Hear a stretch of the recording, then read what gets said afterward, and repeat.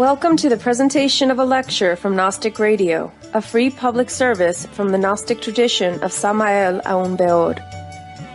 Gnosis is the root wisdom of the world's greatest knowledge.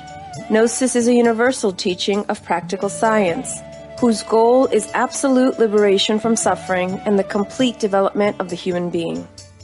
This lecture is one of hundreds available as free downloads, podcasts, or transcriptions. Our lectures range in topic and complexity in order to address the many needs of humanity. We invite you to browse our library of lectures to find teachings that suit you. Twice a month, Gnostic Radio broadcasts live and includes a free online classroom allowing listeners to see images, read related scriptures, and ask questions of the speaker.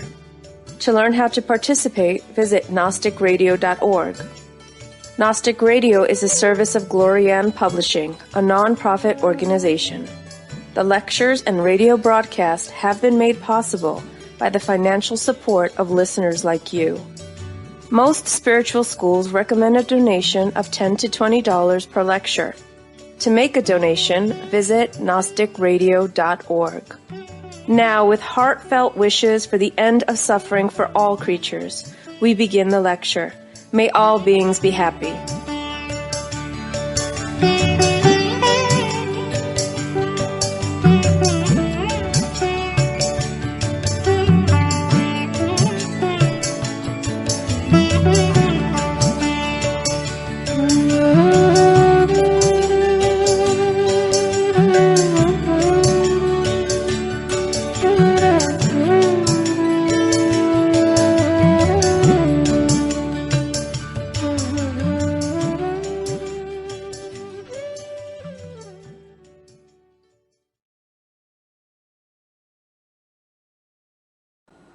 Today we're going to talk about one of the most important symbols in Asian religion.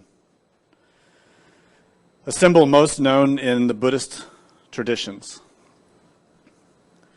but that has some relevance in all Asian philosophy, and in fact is present even amongst Western traditions, but under different faces and names. Commonly, publicly, this symbol is called the Wheel of Samsara, or the Wheel of Life, the Wheel of Suffering, the Wheel of Destiny. It has many names. But the real name is Bhavachakra. And it's important for anyone who's very serious about their spiritual progress to understand that real name and what it implies. Because to say the Wheel of Samsara, or the Wheel of Cyclic Existence, or the Wheel of Suffering is actually inaccurate. It actually fails to point out the primary importance and message of this important symbol. Traditionally, it is said that the Buddha Shakyamuni explained this symbol as part of his original teachings some 2,500 years ago. But he himself stated that, to quote him, he said, "I have seen an ancient path walked by the ancient masters." So the Buddha Shakyamuni did not invent anything. He only brought back what had been lost, what had been forgotten. So this teaching of the wheel of becoming, which is one way of translating Bhavachakra, is much more ancient even than Buddhism. So it has great significance for us. In this tradition, which we call the Gnostic tradition, we study the roots of all religions. And we can see all religions in this symbol, that all religions correspond to it, that it is a universal symbol. It expresses universal truths, not religious doctrines, but truths, reality. And in fact, the name Bhavachakra has a very important bearing on the concept or understanding of what is reality. That first term, bhava, actually means state, nature. Not nature outside of us, like nature with trees and plants and animals, but the nature of a thing. Its innate, intrinsic, inherent nature. That is bhava. This symbol can be found inside the first room, the antechamber or the foyer, of pretty much every Tibetan Buddhist temple in the world, and many other temples, especially Mahayana temples, such as in China, Japan, Korea, and countries like this. We can find variations on this teaching everywhere. And it's commonly painted on the wall, very big as they have room for, with the purpose of reminding the public of the fundamentals of the psychological and philosophical doctrine that the Buddha taught. In other words, this symbol isn't there to make people believe something. It isn't there to scare people. It is there as a reminder of its practical meaning, as a way for the lay people who are not yet in the higher aspects of the teaching to remember what they're learning and how it affects their personal lives. It isn't to make them believe and follow, or to make them loyal, or to follow the commands that they're given by their instructors, but instead it's to remind them of the fundamental principles that affect their daily lives. That's the importance of this image. The primary elements of the image are visible in this one. This is a very ancient painting from Tibet, the first slide that we have in our PDF. And it shows a wrathful being, a ferocious or scary creature who holds in his grasp a great wheel. The word chakra is Sanskrit for wheel, something that rotates, something that repeats, a cycle, a flow, a movement of something. And he has a terrifying appearance. But he is a god, not a demon. Different traditions explain this terrifying creature in different ways. Commonly, it is Yama, who is said to be the god of death, or that aspect of divinity that manages the process of completion of cycles. When our body dies, there are divinities that are responsible for managing those processes for us. They are not devils and demons. They are divinities. And he appears wrathful because of the great intensity with which he has to focus and work. Because in his arms are every existing type of being. Imagine the responsibility of being an intelligence or consciousness who holds in its hands everything that lives. How much ferocious intensity must you have in your concentration, in your presence, in your compassion for all of those beings who respond, who rely on you? That is what this being represents. He has his opened eyes, which see everything. But moreover, he has a third eye, which represents his spiritual insight, his vision of the true nature of existence. He comprehends the nature of reality. His 5 skulls on his head represent that all things are impermanent. Buddhist philosophy presents that we are a combination of 5 what are called aggregates. 5 aspects of matter and energy that allow us to be. But those 5 are empty of inherent existence. And that's why they're presented here as skulls. They are subject to death, which is his domain. And aside his head, we see a cloud filled with bodhisattvas. These images have a lot of variety, but you always see bodhisattvas in the clouds, in the skies and heavens, and you see a moon. In Buddhism, the moon represents the potential for liberation. The moon is a positive symbol.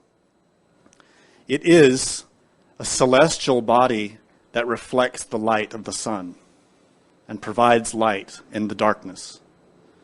That symbol represents the power of Christ, to use a Greek term.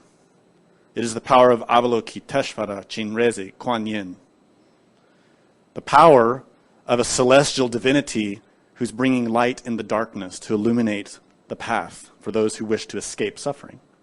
And the bodhisattvas are those who point the way. So the circle, which is the main point of the image, has many parts.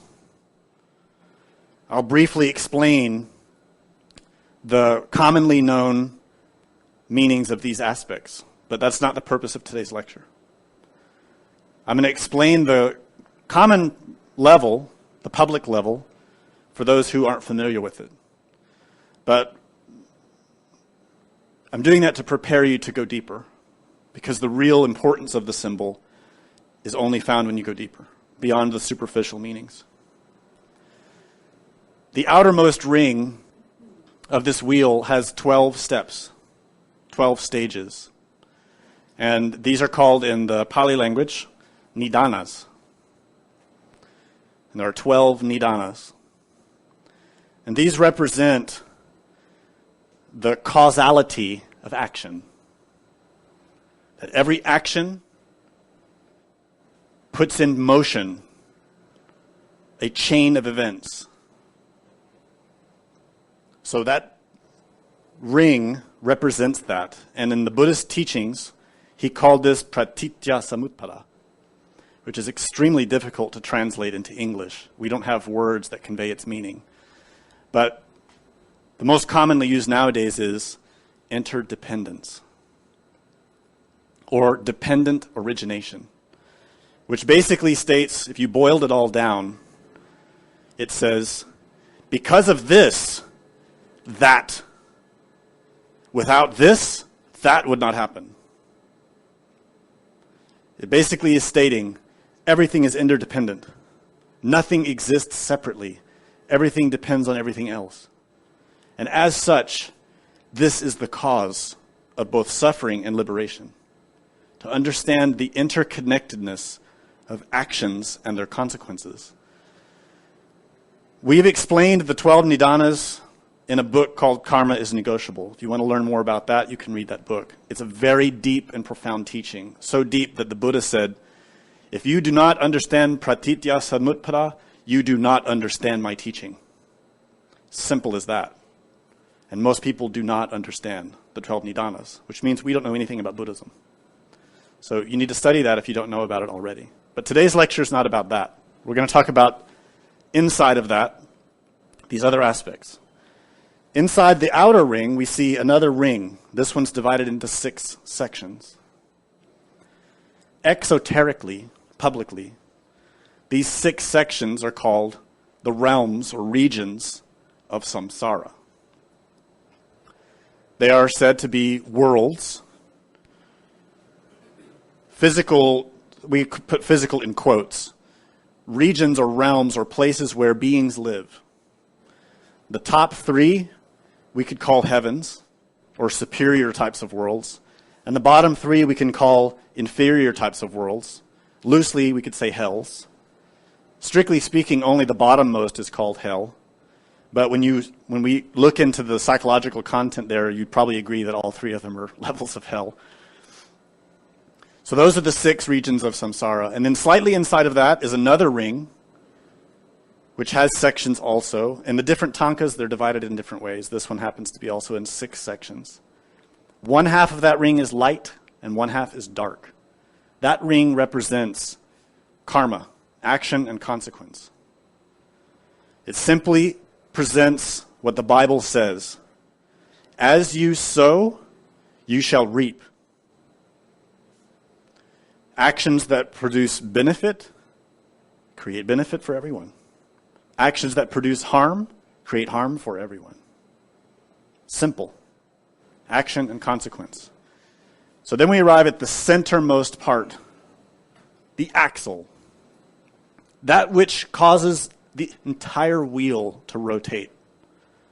And in that center part, we see three animals. We're going to talk in detail about those in a moment. But that's a brief overview. Those three animals are said to be a rooster, a pig, and a snake. In the public level teachings, they are said to be ignorance, hate, and passion or desire. But we're going to go deeper into that. Here's another representation of the same image. This image, as I explained, is used in pretty much all public level teachings of Buddhism, and it's referred to in other teachings as well, because it's a very useful tool. We study it presented in a little bit different way, which is as the tree of life. In Kabbalah, we study a series of spheres that are organized as circles arranged in a pattern of triangles. These circles are called sephiroth, plural. They represent worlds. They represent aspects of our psyche as well. And in this particular representation of the tree of life that I've shown you here, we've included above it three vast, expansive spaces, which grouped together we can call the absolute. In Hebrew, it's the Ein Sof, and the Ein Sof Or. In Sanskrit, it is called Shunyata. It can also be called Brahma. That is Bhava. It is the absolute essence of all things. The inherent nature of everything that exists is emptiness. It is a type of void, but it is not nothing. It is void of characteristics. It is void of definition. It is void of identity. It is void of measurement, of heat, of cold, of temperature. It is void of concept, but it exists. It is a type of non-being. It is a type of existence that is beyond existence. We could say non-existence, but that's not exactly right, because it is. It just is not. So philosophically, the understanding of shunyata, or the absolute, cannot be reached with the intellect. It is impossible. In order to comprehend the nature of the absolute, or the essence of existence itself, it is only possible to do that with an awakened consciousness, to perceive it for oneself. And to reach that type of perception, you have to become liberated from everything that binds you into deluded perception. Your sense of self, your sense that your body is you, your name, your thoughts, your feelings, your desires, your longings, your fears, everything has to be abandoned. And you retreat back into the core, most innermost part of what makes you an existing creature, your beingness, which is a form of pure perception that is absolutely unconditioned and free from any kind of limitation. And from that perspective, you then can see the absolute. And let me tell you something. It is terrifying to the ego, to the personality, to our sense of self. Terrifying. And that's partly why that creature that holds the wheel has that ferocious aspect. So the tree of life here shows us levels of existence.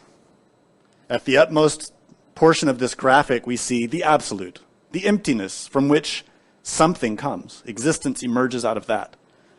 And on the tree of life, it's shown as a series of sephiroth, or spheres.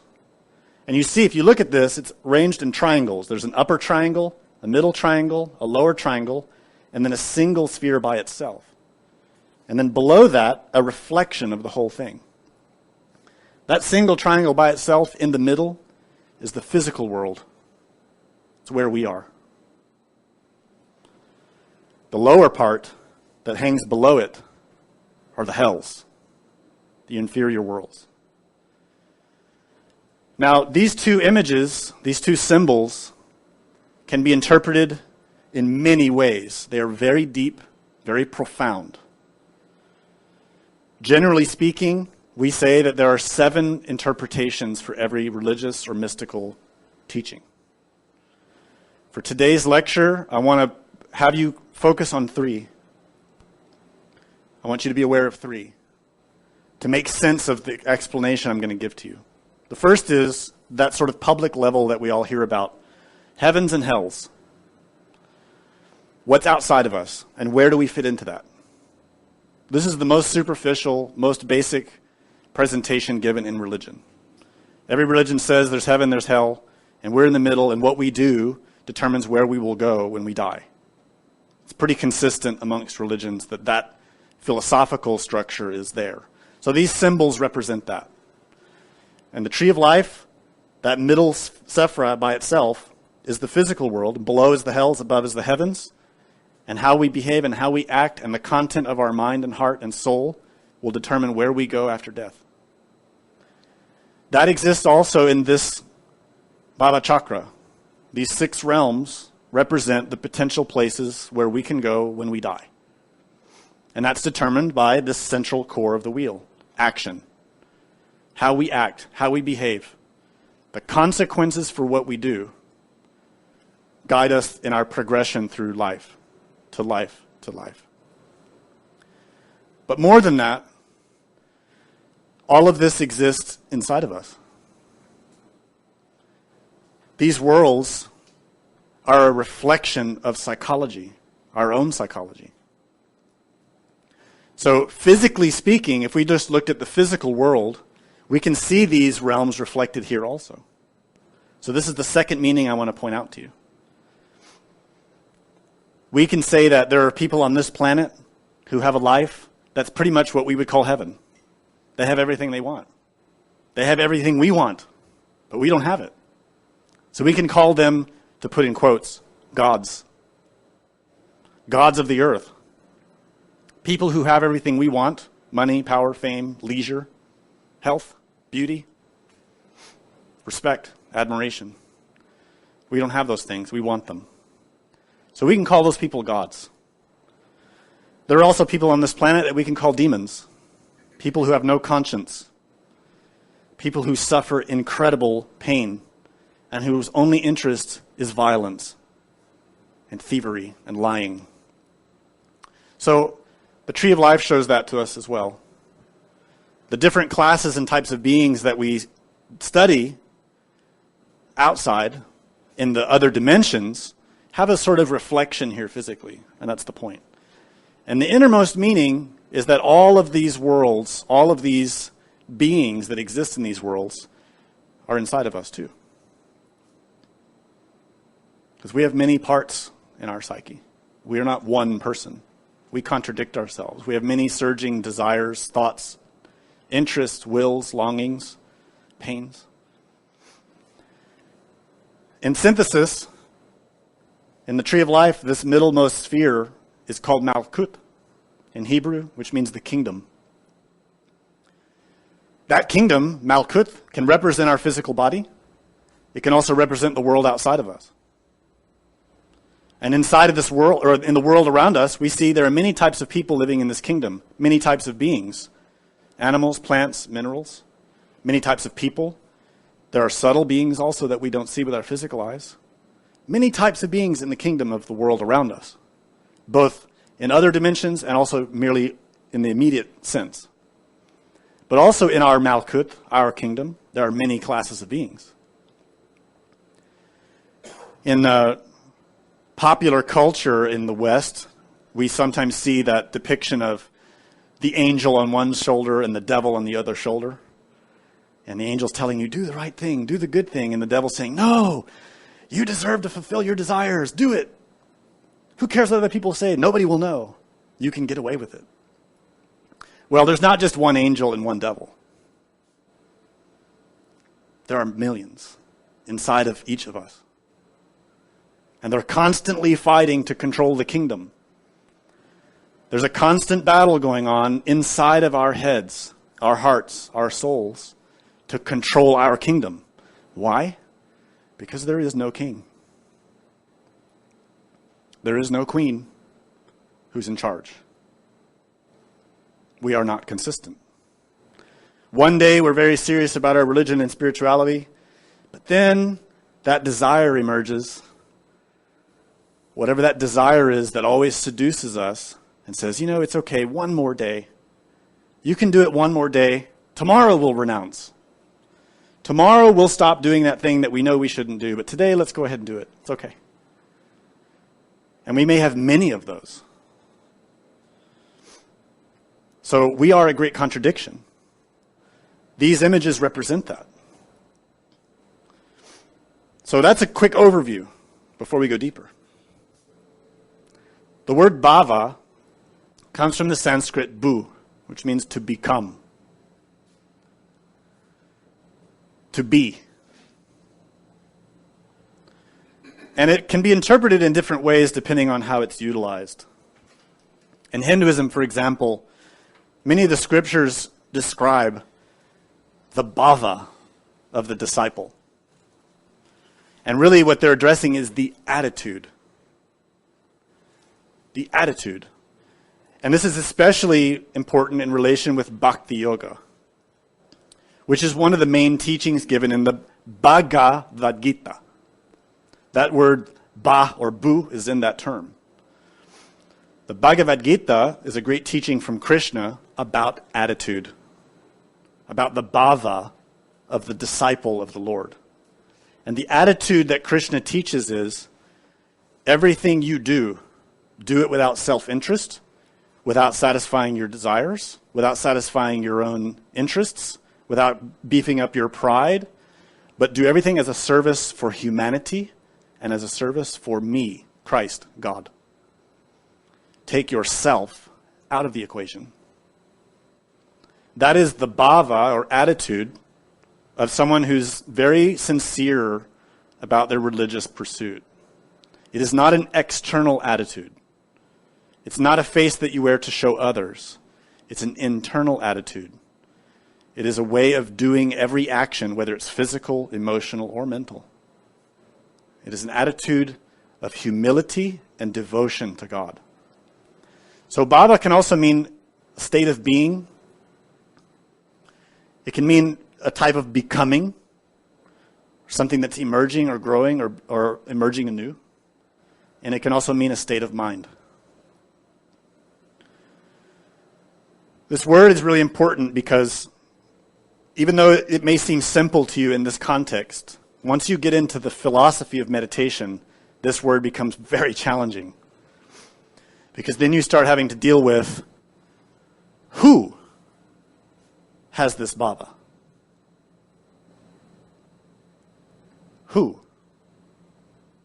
When you understand the bhava of existence, the true innate becoming of all things, then your own relationship to that becomes very questionable.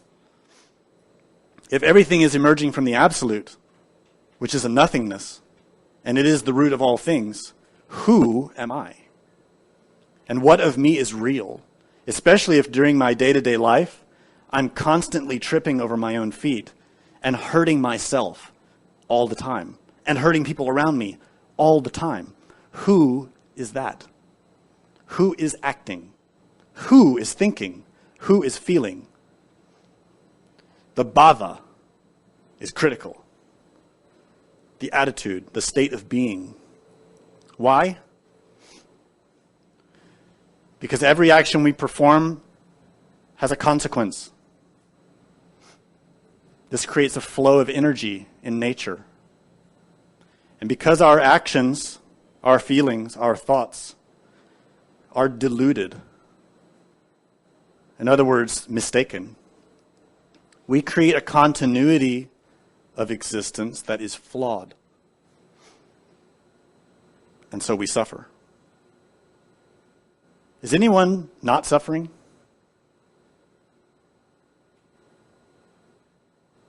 Has anyone ever met anyone who is not suffering?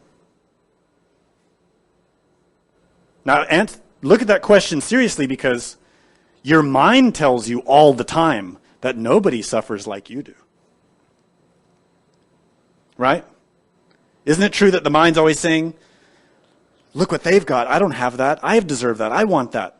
That's suffering. You're longing for something you don't have. And you're resenting the ones who do. Suffering is not just physical pain or emotional anguish that causes you to break out in tears. Suffering is our very state of being right now because we are disconnected from the truth, from the true nature of reality, from our own true being, who is united with the Absolute. And let me explain something quickly about the Absolute. The Absolute is unconditioned. It is not bound by karma, meaning it is the pure state of being, which is an absolute state of happiness. Para nishpana. It is a state of ecstasy, the likes of which we cannot even imagine because it's not based in any kind of sensation. It's not based in a physical sensation or an emotional sensation or a mental sensation. It is a state of existence that is pure, unconditioned, unlimited. It is the purity of the point of view or bhava of God. Divinity. No pain, no karma, no limitation. Absolute knowledge. We don't have that. Nothing even close to that. We might have a little bit of physical comfort or physical security in the world right now, maybe, but we are still in a state of suffering because we're going to lose it, and we don't know when. And we don't know what will happen after that. We don't even know what's going to happen later today. We are in an absolute state of ignorance about our state of life, our state of being, the future, the past, everything. We know nothing. We have concepts of God, but we've never seen God. We have concepts of the Buddha, but we've never seen Buddha.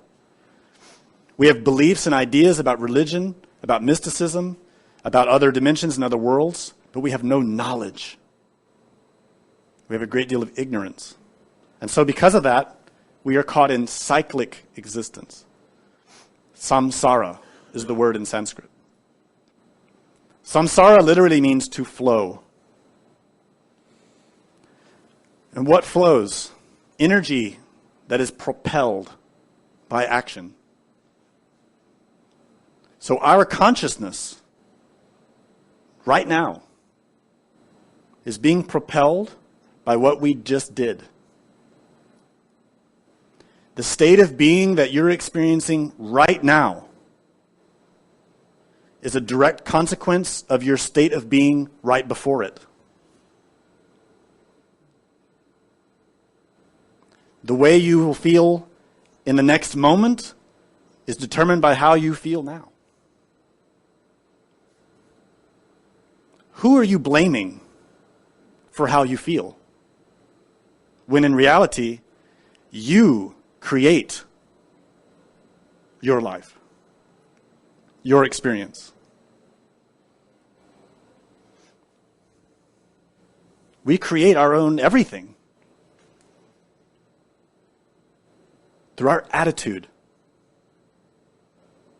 Parents often criticize their children and correct their children. You have a bad attitude. You need to have a better attitude if you're going to get through school, if you're going to get through your job, if you're going to get through life. You need a better attitude. It's true. Spiritually, it's even more important. One's bhava, one's state of being, one's attitude. The reason this is important is because if you really want to understand why you suffer, it is not hard to find out. It's actually very easy. All you have to do is open your eyes and look at yourself. What is your attitude, your bhava, from moment to moment? Is it negative, critical, angry, anxious, stressed, fearful, arrogant, proud, passionate, indifferent, lethargic, lazy? All of the above, depending on what time of day, depending on if you had a coffee or not.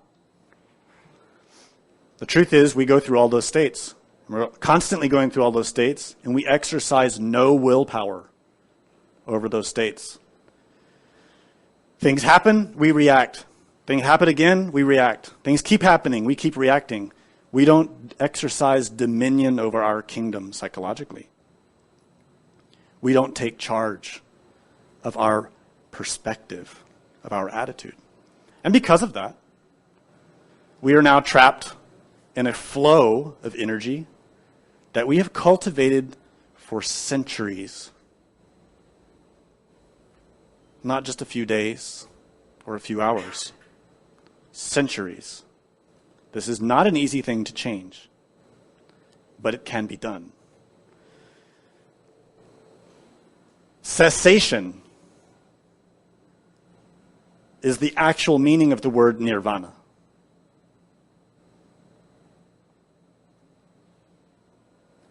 So I've explained to you that the Bhavachakra has 6 realms of samsara. And one of those realms is called the realm of the gods. So many people say that that is nirvana. Well, loosely speaking, we can say that. We can say the heavens are nirvanas. Okay, fine. But that's not the actual meaning of the word. Nirvana means cessation. Of what? The cycle. Cessation of the flow that produces samsara. Nirvana is also a state of being. So you see, both of these are bhava. Samsara is the bhava that is conditioned by desire. Not just desire for chocolate, for hamburgers, the desire to go to Thailand, whatever your desires may be. We also have desires for security, for appreciation, for love. Sometimes they're egotistical and sometimes they're not. But those types of desires create this flow of dissatisfaction, of pain, and much more complicated problems like illnesses, all of which are rooted ultimately in our psychology as well. To change our attitude means to change how we receive the perceptions. And instead of responding to them mechanically, reacting with our egos, with our desires, with our fears, we react consciously with wisdom to see the truth in a given moment, the reality. Then we maintain a cognizant point of view or a conscious attitude, and we cause the cessation of the suffering. Suffering is not produced. And that's for ourselves or others. For example, if a person's coming to you and saying, I hate you, I hate you, I hate you, how are you going to respond? Well, if you're being the way we normally are, commonly, you get mad. You try to defend yourself, verbally or physically or whatever. But if you're really paying attention, if you're aware of yourself and cognizant, and you look at the person and you realize they're saying that because they're in a lot of pain, they're hurting, and you have compassion for them, you transform that situation. It doesn't hurt you, and you're able to deal with them with love, with patience, and you're able to deal with the cause of their suffering and help them. That is cessation. That is directly, accurately using the word, nirvana. It is a cessation of suffering for yourself and the other person. Now, of course, we need that in everything in our lives. We need to eliminate the causes of all of our pain and suffering, so that the cessation refers to the wheel itself, so that the wheel stops. Now, I'm explaining it in this way because all of us have had some degree of the typical public training in religions where we're told there's a heaven, there's a hell, and what you do is going to determine where you go when you die. But the fact is, heaven and hell are right now. Right now. They are not in the future. Samsara and nirvana are your bhava. Your state of being, your state of consciousness determines, are you in samsara? Are you in nirvana? It is your attitude. It is your conscious presence. You determine with willpower how you will receive everything you see, inside and outside. If you have the attitude of having an awakened consciousness that's receiving impressions and transforming them consciously in order to benefit yourself and others, then you will experience directly for yourself in the moment the reality of nirvana. Not in the future, but right now. That is what we call heaven. It is a sensation in the consciousness. It is a perspective. It is a point of view. What I'm explaining was stated in a very beautiful way by this teacher, Padmasambhava. Notice the end of his name? Bhava. He said this, samsara and nirvana have no difference than that between the moment of being unaware and aware, since we are not deluded by perception, but by fixation. Samsara and nirvana are differentiated by our attitude. The attitude of our desires, of our ego, of our lust, our anger, our pride, our fear, is one that is fixated on that psychological quality. When lust is in charge of our kingdom, it only wants to fulfill its desire at any cost. Thus, we are in samsara. But if we become aware of that, and our perception is freed from the fixation on that lust, we can comprehend that that desire can only produce suffering, and that it is up to me to liberate myself from that desire by how I pay attention. Then, nirvana, cessation, emerges. Simple. Doesn't solve everything, but it's the beginning. That's why he says, liberation naturally occurs when we recognize that fixated thoughts are only mind grasping at its own empty manifestations.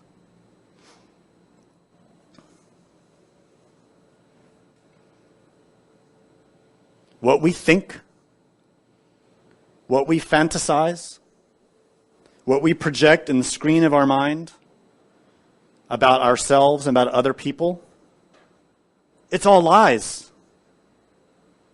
We don't realize it. We think that what we project in our mind is real. That's why we are asleep. We are daydreamers, sleepwalkers. We are fantasizing. We're not seeing reality. When we see the projection of the mind, that the stories we're telling ourselves, the scenes we're playing over and over, the images that we're chasing in our mind are just illusions, they don't exist, we liberate. In that moment, that instant, you can experience what we can call a liberation. That is, the consciousness all of a sudden sees the reality. What am I doing? I'm playing that scene from work over and over and over again, and all I'm doing is generating more resentment. All I'm doing is generating more blame on others, more justification of myself, and it's just my mind. And we totally don't realize that we're standing out on the street without our pants because we got so distracted, we didn't get dressed. Or we parked the car 20 blocks from where we were supposed to. Or we got on the wrong bus. We do things like this all the time, and we just think it's funny. And we just think, oh, I wasn't paying attention. We don't realize how serious it is. It's extremely serious. The lack of being here and now is precisely why we are in so much trouble on this planet.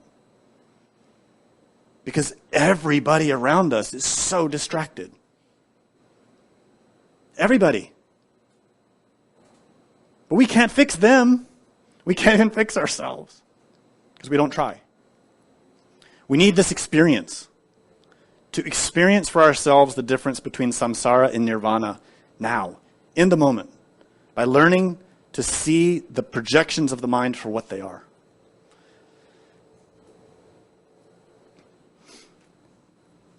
That's the importance of the Bhavachakra, this teaching.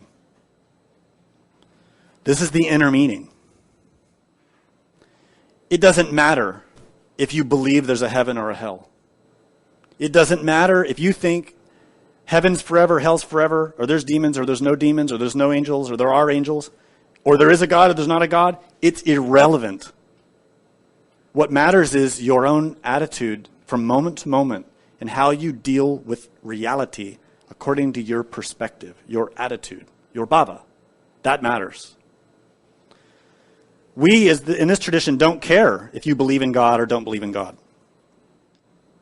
We want to encourage you to believe in yourself and to believe in your experience and to learn to change. This symbol of the Bhavachakra is also present in Western traditions in a very interesting place as the 10th arcanum of the Tarot. Lots of people know about the Tarot. Few realize that the Tarot encodes the exact same laws you find encoded in every tradition in the world, especially Tantra. The 10th arcanum is called the Wheel of Destiny. It's called Retribution, has many names. And this particular image shows an Egyptian representation that shows the cycle of transmigration. The term transmigration refers to how beings,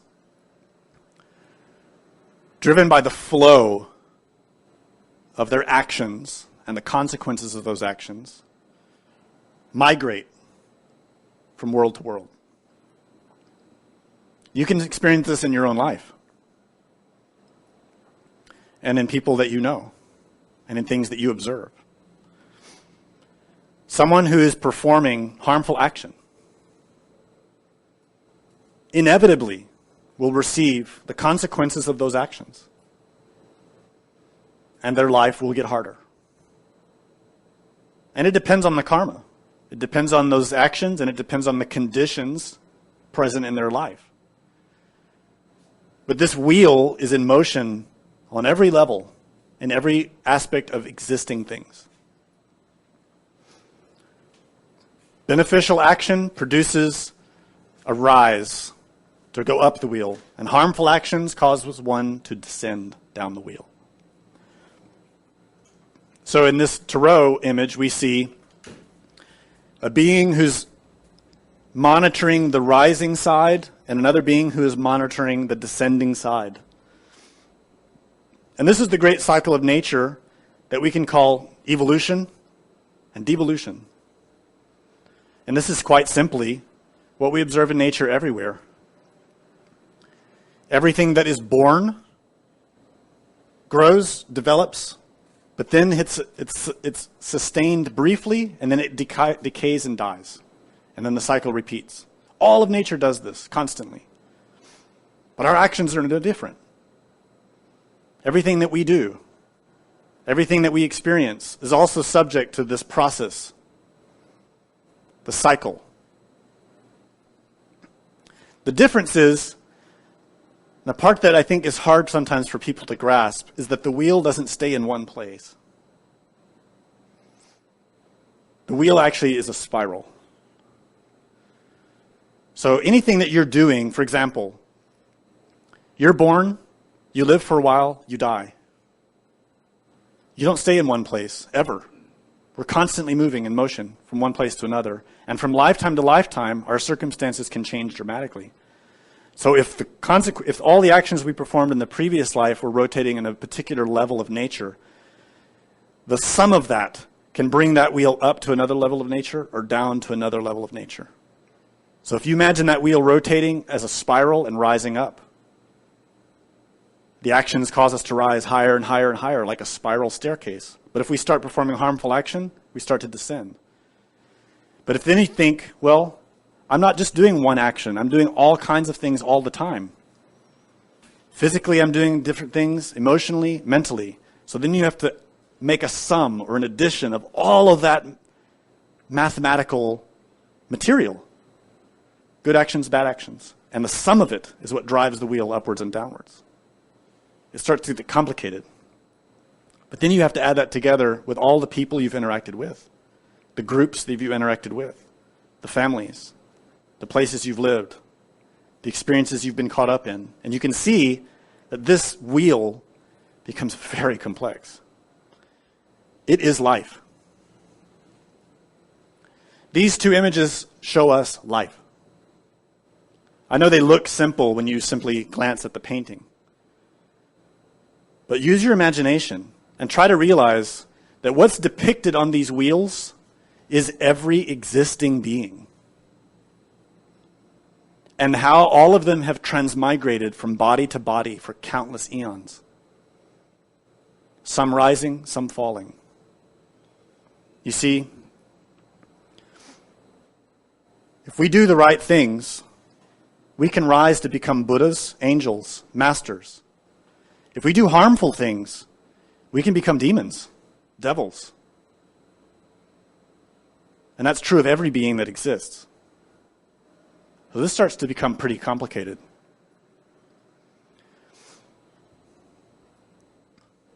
What's interesting to note here is that all of it depends on this little axis right in the middle. Everything that exists comes down to three things. Three forces. We often talk about a trinity in nature. And most religions represent a trinity to us. Father, Son, and Holy Spirit. Brahma, Vishnu, Shiva.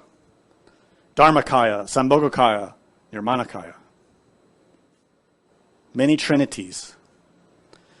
In the Gnostic tradition, we talk about the Logos, which has three aspects. And in Hebrew, it's Keter, Hokmah, and Binah. These are the triangles that we saw in the Tree of Life. The upper triangle is the topmost trinity. Those three forces are what create. On all levels, from the superior dimensions near the absolute, all the way down into the lowest of hells, all action is a union of three forces, without exception. Anything that happens because three forces united and produced energy, and it produced a consequence. Three is very powerful. You can put a man and a woman together, but nothing will be created unless you put the third factor, which is sex. You can put fuel and ignition together, but nothing will happen unless the conditions are right. There's something to burn. A match, wood, paper. You need three forces. Positive, the projective force, receptive, and the one that balances them or brings them together, the equilibrating force or conciliating force. These are the three factors in everything. Whether you want to create something or destroy something, it's always three forces. Always three factors. So in the center of the wheel of the Bhavachakra, we see these three animals. Publicly, traditionally, these are explained as the bird, which in this particular image is on the top, represents craving. The snake represents aversion. And the pig, sometimes a dog, but usually a pig, represents ignorance. Those three in combination are what create suffering. So in concept, it's quite simple.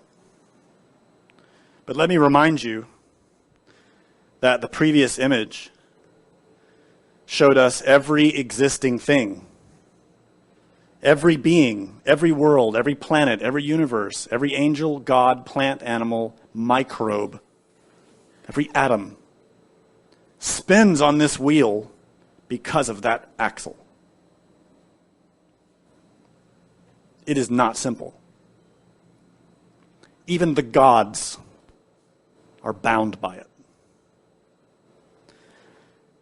When we readdress that and go deeper into it, we can see that these three forces are constantly influencing everything we do. But we have no perception of it, and that's why we continue to suffer. Not only do we lack perception of it, but how can you control something that you can't even see? You can't. How can you perform surgery if you're blind? How can you save the life of a dying person if you cannot see the illness, the cause of the suffering? You can't. And if you try, you'll probably kill them. So this is our cancer. Our disease is here. These three animals.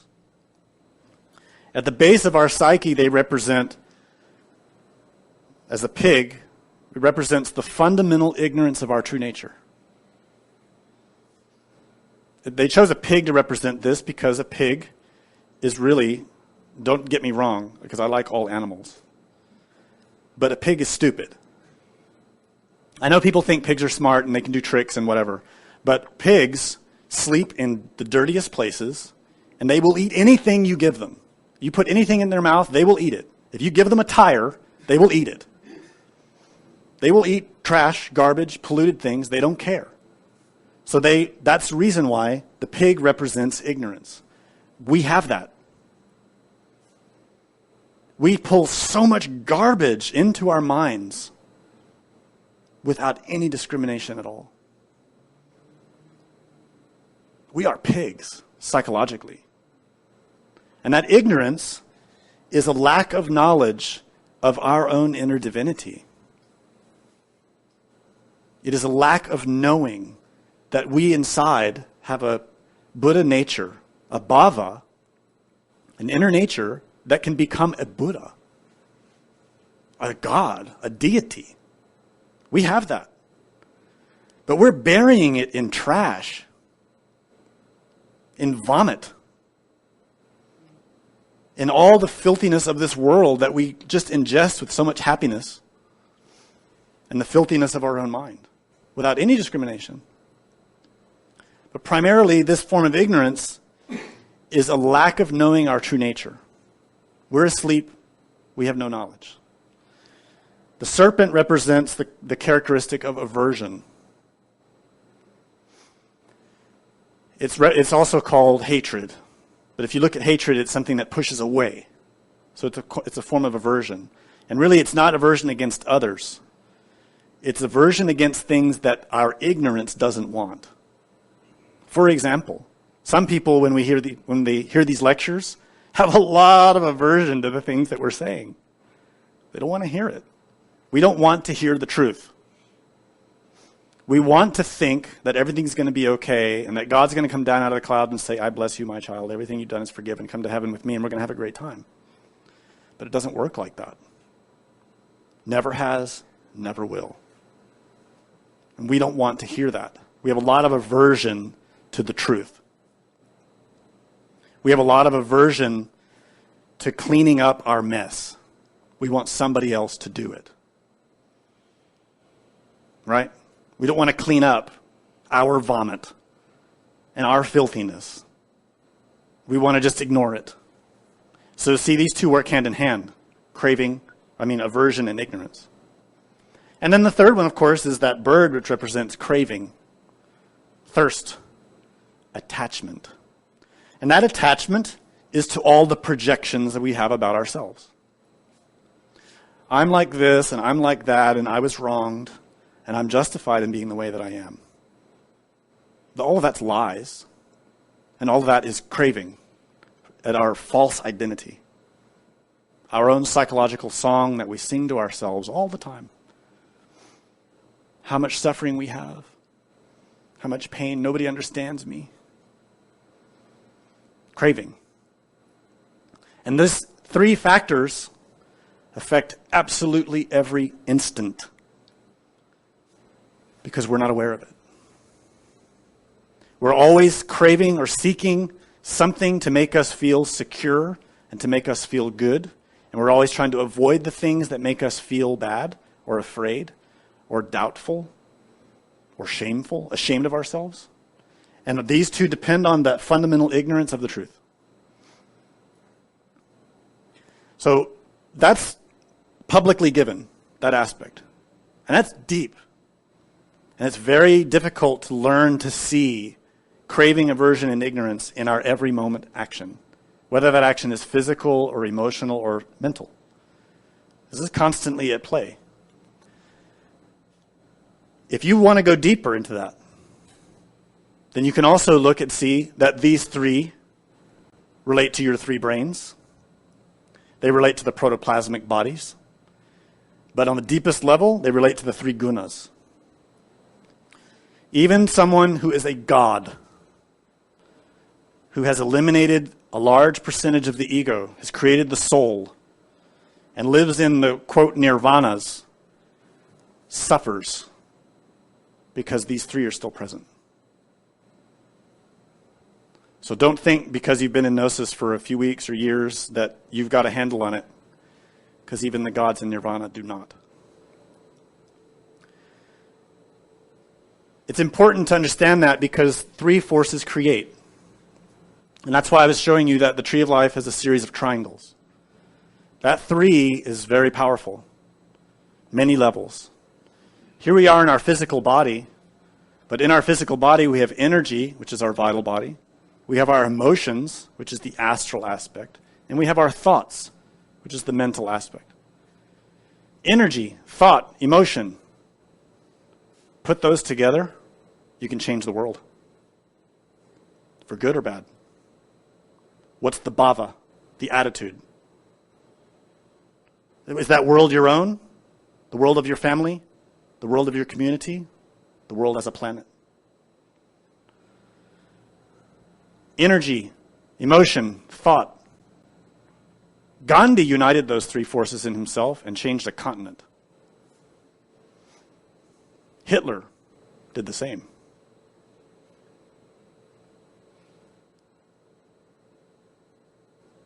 Energy in motion, force of three. How do you use it? Spiritually speaking, causal body, willpower, Buddhic body, consciousness, spiritual body, atmic body, the spirit. If those three are united, you can become a Christ. A Christified being, a very high master. And beyond that, Nirmanakaya, Sambhogakaya, Dharmakaya. You can become a self-realized, resurrected master. One of the highest types of beings that exist, like Jesus. A being that is so pure, they are incomprehensible to us. But each of these depends on those three, those harmful, the forces in us that are acting in a harmful way, to be converted into forces for benefit. Now, think about that. If you transform your ignorance into knowledge, and by knowledge I don't mean book knowledge. By knowledge I mean gnosis. What in Sanskrit is called jna. In Tibetan it's called rigpa. It is the light of this moment. It is experiential knowledge of an awakened consciousness here and now that sees reality, that is not confused. It is not in a state of ignorance, but in a state of knowing. It sees the truth. So the example I gave of the angry person, you see that their anger is suffering. Why would you be mad and respond in anger to the person who's suffering? That would be awful. If someone is suffering, you should respond with sweetness, kindness, gentleness, healing. But it takes knowledge to do that. That would be how this pig becomes converted into something that is not animal, but human. And likewise, instead of aversion towards things and craving towards things, instead of aversion, we have equanimity. Right? We see things for what they are, neither craving or avoiding, but we have equanimity. Able to act when we need to act and pause when we need to pause. Progressive, active, receptive, passive. 3 forces. Action, receptivity, knowledge. These are psychological. These are a nature of an attitude that we would need consciously. Those are the qualities that a Buddha has. Great knowledge to see the truth of a given moment, and knowing when to speak and act, and knowing when not to. Simple. But to do that, not simple, because we're asleep. So that's why we see the ring just outside of that is that ring of karma. In the center, again, we have those 3 forces: craving, aversion, ignorance. If those 3, craving, aversion, and ignorance, are ruling our psyche from moment to moment, if they are in charge of our kingdom, in other words, if our 3 traitors are ruling our psychological kingdom, the demon of the mind, the demon of the heart, the demon of desire, Pilate, Caiaphas, Judas in the Christian gospel, then all the actions we perform, even if superficially they seem beneficial, psychologically, spiritually, they are not. And the cycle creates more and more suffering, samsara. But if, on the other hand, we convert those 3 forces from moment to moment into knowledge, into knowing when to act and when not to act, then those actions, whether physical, mental, emotional, cause benefit, and we rise, raising our level of being to become more and more pure, more and more knowledgeable, more and more helpful, a better being. All of this is synthesized or depicted, you see in the Bhavachakra here, with these 6 realms. And what I find very interesting about this, that is the rune Hagal. We gave a lecture recently, a course about the runes. And the rune Hagal is the root rune, root symbol of all the other runes. And to remind you, runes are not just from the Nordics. This rune in particular can be found in every part of the world. It's hidden in Chinese and Japanese characters. It's hidden in the Aztec calendar. It's hidden everywhere. The rune Hagal is the primordial breath that emerges out of the absolute. It is the creative beginning. And what do you see in this Hagal? Clearly, it defines, or it arranges 6 spaces. But don't you see that it's 3 lines, 3 forces, crossed? It's the 3 forces. Projective, receptive, balancing. Very profound. Hidden there.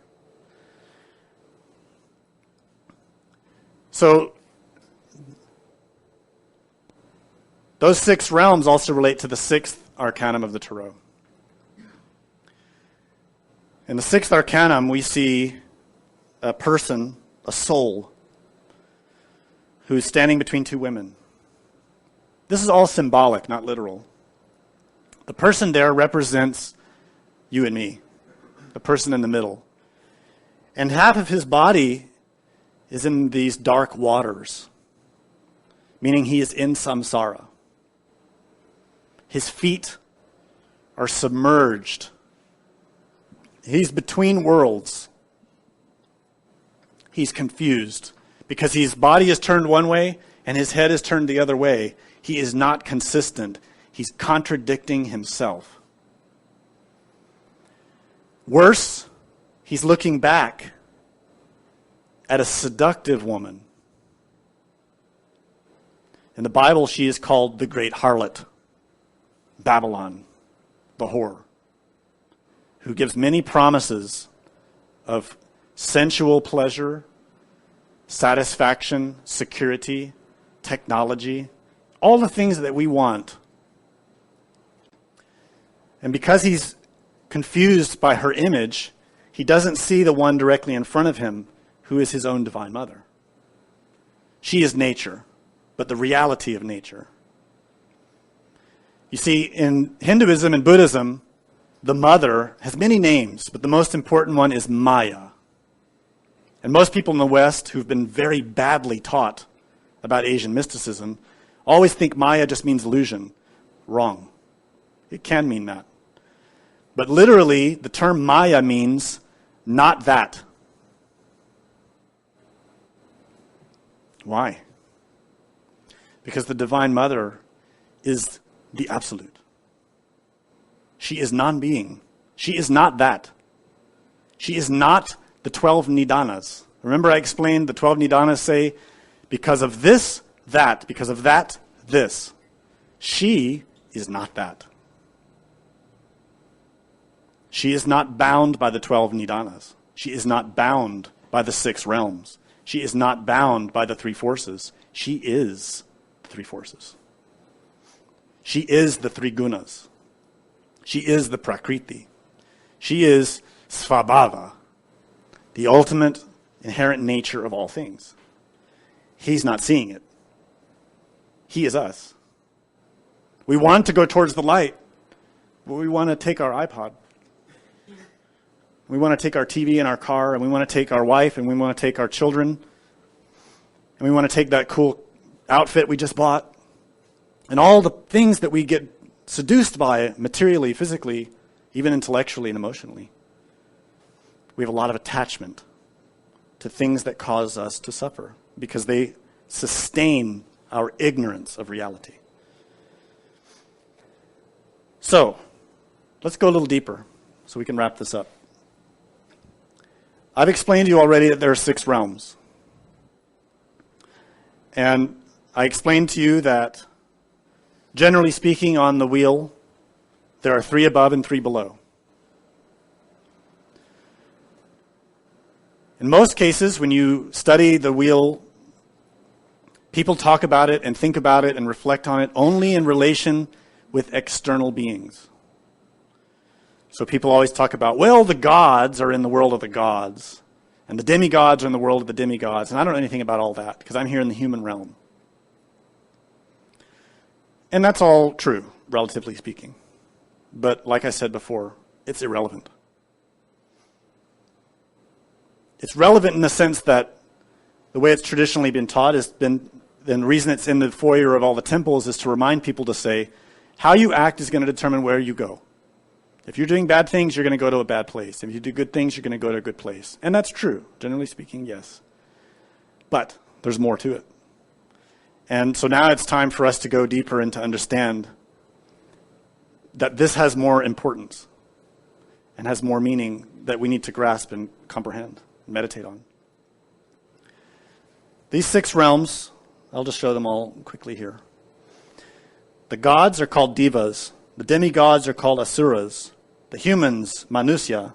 The animals are called tirigoni. Hungry ghosts are preta. And the hells are the realm of naraka. Of course, everybody who studies this immediately thinks, well, I'm in the human kingdom, so I don't need to worry. I'm okay. Let's revisit that. Let's look at it from our own experience. Let's reflect on what we know. Not what we believe, but what we can see. It may be true that there are gods in the worlds of the gods. So what? And it may be true we believe, okay, if I do good things, maybe I'll go to the world of the gods. Okay, maybe. But let's talk about what's going on right now. What we can see right now. And then I'm going to go a little bit deeper after that. Who are gods? If we take this teaching and we apply it to what we can perceive, what we can see, who are gods? So traditionally, the gods, the devas, are described as a class of beings who have everything that one could want. Beauty, power, admiration, respect. Anything material that they can want, they can have. They have all the food, all the wealth. They control vast economies. They're in charge. They have a palace. They have people who worship them, who serve them. They can have anything they want with a snap of their fingers. And all they do with all of that is they pursue meaningless distractions all the time. Really, they're bored. All they do is pursue stupid things. They play games. They collect stuff. They have, huge and beautiful collections of jewels and fabrics. And whatever sensual pleasures they want, they get. Who are the demigods? Traditionally, they're explained to be less powerful than the gods. Almost gods, but not with as much wealth or power. So the demigods are very jealous. They want what the gods have. The demigods in Greek mythology are called titans, same beings. So the demigods want what the gods have. So the demigods have all this jealousy, envy, so they're always waging wars against the gods. They try to be friends with the gods on one hand and have wars with them on the other hand and pit them against each other. And so they're always creating conflicts, making a mess of things, but they always lose. But in their arrogance, they think, I'm going to beat him and I'm going to get everything he's got and I'm going to be like him. Who are the humans? Humans are those who suffer birth, sickness, cold, heat, weakness, the inability to be in much charge of themselves, right? Always being moved around by the forces of nature. And then they get old and die. They don't have much in the way of possessions. They suffer from hunger and thirst. But they have relative degree of freedom in the sense that they can hear about the teaching, they can practice the teaching, and they have the longing to accomplish the teaching about liberation. So humans are said to be actually in a better situation than the gods and demigods. They have suffering, but they have the potential to change it. The gods don't care about liberation. Why would they want to be liberated? They've got everything already. Liberated from what? Liberated from their jewels and gems and palaces? Why? They see no reason. No interest. And the demigods, they want what the gods have. Animals. Animals are said to be that class of beings who suffer under the dominion of the humans. Animals are those who are ignorant, stupid, always suffering even worse than the humans from hunger and thirst and the weather and being eaten, not only by the humans but other animals. They're subject to diseases and illnesses and they can't do anything about them. The humans enslave them and force them to perform labor for their entire lives. The humans put them into places where they're cultivated just to be eaten. So the animals have incredible suffering and can't do anything about it, and they can't practice the Dharma. So they just suffer and suffer and suffer and die. And they get born again and they suffer more and they die again. So the class of animals is painful. Hungry ghosts are said to be a class of beings that suffer even more than the animals. They are always craving. They are always fearful. They are always running. They are said to be hungry because they never are satisfied. And they see something that they want. They're so hungry, they're so thirsty, and they see the thing that they want, and they go to eat it, but it was just an illusion. It was a mirage. It wasn't even there. So they see, there's a buffet, and it's free. And they run and run and run, and the hunger's building, and their mouth's watering, and they get there, and there's nothing there. So they made all that effort to go there, and there was nothing. And then on the off occasion that they happen to grasp a little something to drink to cool their thirst, it burns them. It causes more pain instead of satisfying the thirst. So they suffer more than all these other beings. And then below that, we have the hells. In the hells, you find all types of beings who exhausted the causes that put them in those upper realms. The energies that were put in motion that put them in those places were exhausted. And because those beings did not make the effort to liberate themselves from the wheel, they are drawn back down by the harmful actions that were not yet paid. And they end in hell. And there they suffer the consequences of their harmful actions. There are said to be 18 hells in Buddhist philosophy, different numbers in other traditions, some 9. Some there are hundreds. But they represent where the beings go who have done nothing good, and they have to pay their debts by suffering the consequences of their actions. So let me ask you something. Don't we see all of these in the people in our lives now? To my perspective, the gods are celebrities and politicians, rich people who have everything physically, terrestrially, have no interest in Dharma. And below them are those people who have some degree of accomplishment physically. They have some money, they inherited something, or they built something, but they are so envious of the more rich people that they're constantly causing lawsuits and wars to try to get more wealth and more power. They don't care about the Dharma, and they don't care about anybody else but themselves. And what about the humans? Well, in this tradition, we explained that a real human is someone who's created the soul, someone who is not an animal. And there are very few of them on this planet. Really, all of us are animals. Really, when we look at our lives, we see that we are being controlled by forces that we cannot change. Cultural, political, economic. Forces that push us from one place to another, and we have to work constantly. We are enslaved by the upper beings that have all the power. We have no freedom. Instead, everything we do is to help them get more money and more power. We gain nothing. We can barely eat. And what we generally eat is poison and bad for us. We can't get pure food anywhere on this planet anymore. We can't get clean water anywhere on this planet anymore, or clean air.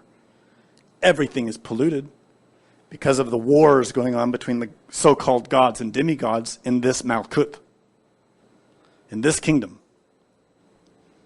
We are the animals. We are ruled by our instincts. It's stated in traditional Buddhist presentations of these teachings that the gods are ruled by attachment. The demigods are ruled by envy. The humans are ruled by passion, lust. The animals are ruled by aggression, by instinct, by fear. The hungry ghosts by thirst, gluttony, and the hells, of course, by everything. So really, we are in these lower classes. If you're studying these types of teachings, we would put you in the animal level. I apologize. I don't mean that as an insult. But really, if you analyze our own minds and the way people behave on this planet now, we behave like animals. We do not behave like human beings.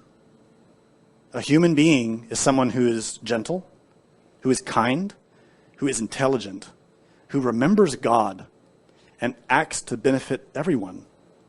An animal only wants for itself to survive, and it will kill, it will steal, it will lie. It's ruled by instinct. It's ruled by lust, by anger, by envy. This human populace is not human, not yet. Much of this humanity are also just what we can call hungry ghosts. And these are the people that really, really are suffering, who have nothing. Which, incidentally, in case you didn't know, is somewhere around 90 to 95% of the population of the world. Those of us who live in what we call first world countries are in a very small minority when we have a certain amount of money in the bank and we can pretty much buy what we want to buy, that we need, food, the basic necessities. If you're able to get the things you basically need, you are an exception. Most people on this planet cannot. They have to go without every day. Most people are suffering in the level of hungry ghosts. They go to sleep hungry, they wake up hungry. They want something to eat, they go to get something, it's not there, it's not available, it's too expensive, it's poisoned. They can't get clean water, they can't get clean food, they can't feed their kids. They have to go without. They can't get clothes. Most of them have one shirt, one pair of pants, one pair of shoes. Not a closet full. Most people. They really don't have time or interest in Dharma, in Gnosis. They only want to survive. They only want to live another day. And many of them even give up on that. A large percentage of this Earth's population belong in that level. We can call them hungry ghosts. Ghosts because they have not yet awakened anything inside. They are phantoms. In Hebrew we call them klipa, empty shells, devoid of that which is, not yet seeing the light. And then finally we have the hells. It's painful to talk about, but much of this planet is already submerged into hell. Many of the beings on this planet are under the threat of death every day. And it seems to be getting worse. It goes in waves and it rises and falls, but it seems over the decades and years to be intensifying. There are now more places in the world that are under the threat of violence than there ever have been. And not just mild violence, but very dramatic and extreme violence. And not just violence from each other, but violence from nature. Everyone is witnessing the violence of nature and its surge. This is karmic. I know the scientists refuse to recognize that because they want to put everything in starkly devoid terms. But everything that happens has a cause. And everything that happens has a cause in our psyche. So more and more beings are being subject to the influence of the hell level, which is where the karma must be paid. So we are paying. And every being is subject to that. All the beings are affected by that. So the more important way to summarize, to understand the Bhavachakra, is that all of this is also in our own minds. All of us, at some point, will experience these aspects of existence in our own experience. Maybe not in a very dramatic way, but in some form. You may suddenly find yourself in a situation where you're being treated like a god. Everybody respects you. Everybody does what you want. You can have whatever you want. It may not last very long, but you really like it. And you want it to continue, and you have a lot of attachment to it. And then when it's taken away, you suffer incredibly. It's more common to experience the position of being a so-called demigod, where you have some degree of power or comfort, and you want more, and you will fight and lie and cheat to get more. Maybe at work, it may be some other realm of life. And you may experience times in life where you feel as an animal, and times in life you may feel as a hungry ghost. These elements are present in our continuity of our experience, but also in the contents of our psyche. We also have psychological elements that correspond to all of these aspects. Every single one of us has egos of pride that considers itself to be a god. We all have it. And we all have egos that are with the attitude or bhava of the demigods. Egos of intense envy that want what others have and will commit crimes to get it. We all have that. And we all have egos that are so-called human, that just want to get by. that may even want some form of religion, even if it's only to give us some comfort, some security or sense of everything's going to be okay in the end. And of course, we all have the animals of lust and pride and anger and fear and envy, laziness. And we have the egos of the hungry ghosts, and all of them are in the hells. So, to put it bluntly, we need to change. The way we do that is learning how to turn this flow around.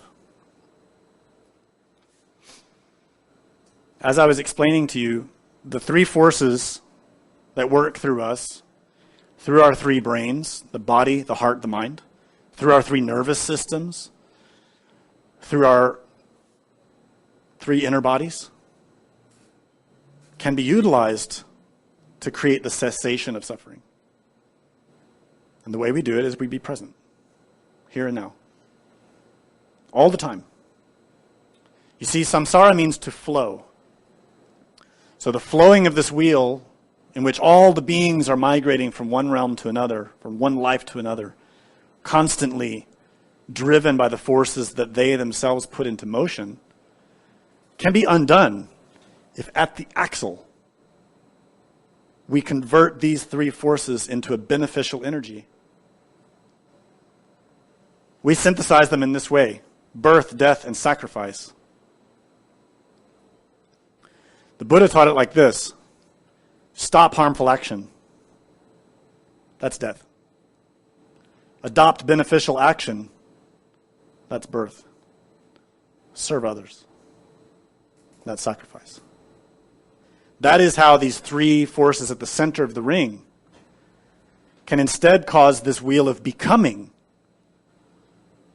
to spin upwards in a spiral, to move us upwards to higher levels of being. It's quite simple. Shantideva pointed out in the Bhavachakra, Bodhicharyavatara, he said, all suffering comes from serving oneself. All happiness comes from serving others. That is a bhava. That is the attitude of a bodhisattva. The bodhisattvas are up here. Do you see them? Do you notice in those 6 classes of beings, we did not talk about bodhisattvas? That's because the bodhisattvas have escaped the wheel. They experience nirvana, cessation. And by bodhisattvas, I mean those who have eliminated the ego completely. These are very high masters. We can call them gods, but they are not gods who live in the nirvanic levels in samsara. Because you see, the gods in those 6 classes of beings are attached. They are the tempting gods who have great power, great beauty. And anyone who wants to escape the wheel, they say, why do you want to leave? Look at everything we have. Come join us. It's a lot of fun. Everybody will love you. You'll have everything you ever wanted. You'll be totally happy. Why do you want to go up there to the absolute? There's nothing there. It's empty. It is. It is empty. It's empty of suffering. It is full liberation. It is empty of attachment. It is empty of ignorance. Empty of pain. And then, the bodhisattvas who overcome the tempting gods and achieve those heights, you know what they do? You won't believe it. They renounce it.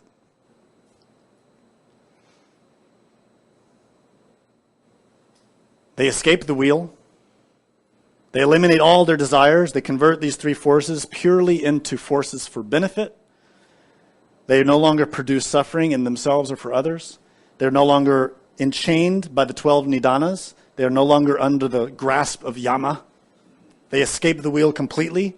They go to the absolute and they say, yeah, it's really nice here, but I renounce this. I got to go back down there and help all those beings who are suffering in ignorance. Avidya. So they come back. And that's why when you look on many of these graphics, the tankas or the paintings in the temples, you'll see bodhisattvas in each of the 6 realms teaching the Dharma. How can someone do that? It's inconceivable to us that a being could escape all the suffering and pain of existence and then willingly come back to be surrounded by it. Anybody have an idea why they do that? Love. Can anyone think of anything better than to be that? To be that. To have that as your bhava, your way of being. Pure love. No self. But to be pure love for other beings and to sacrifice yourself, to sacrifice everything to help them come out of suffering, to see reality, to transform. That's what the bodhisattvas do. So, that's why I thought this would be good to talk about. Do you have any questions?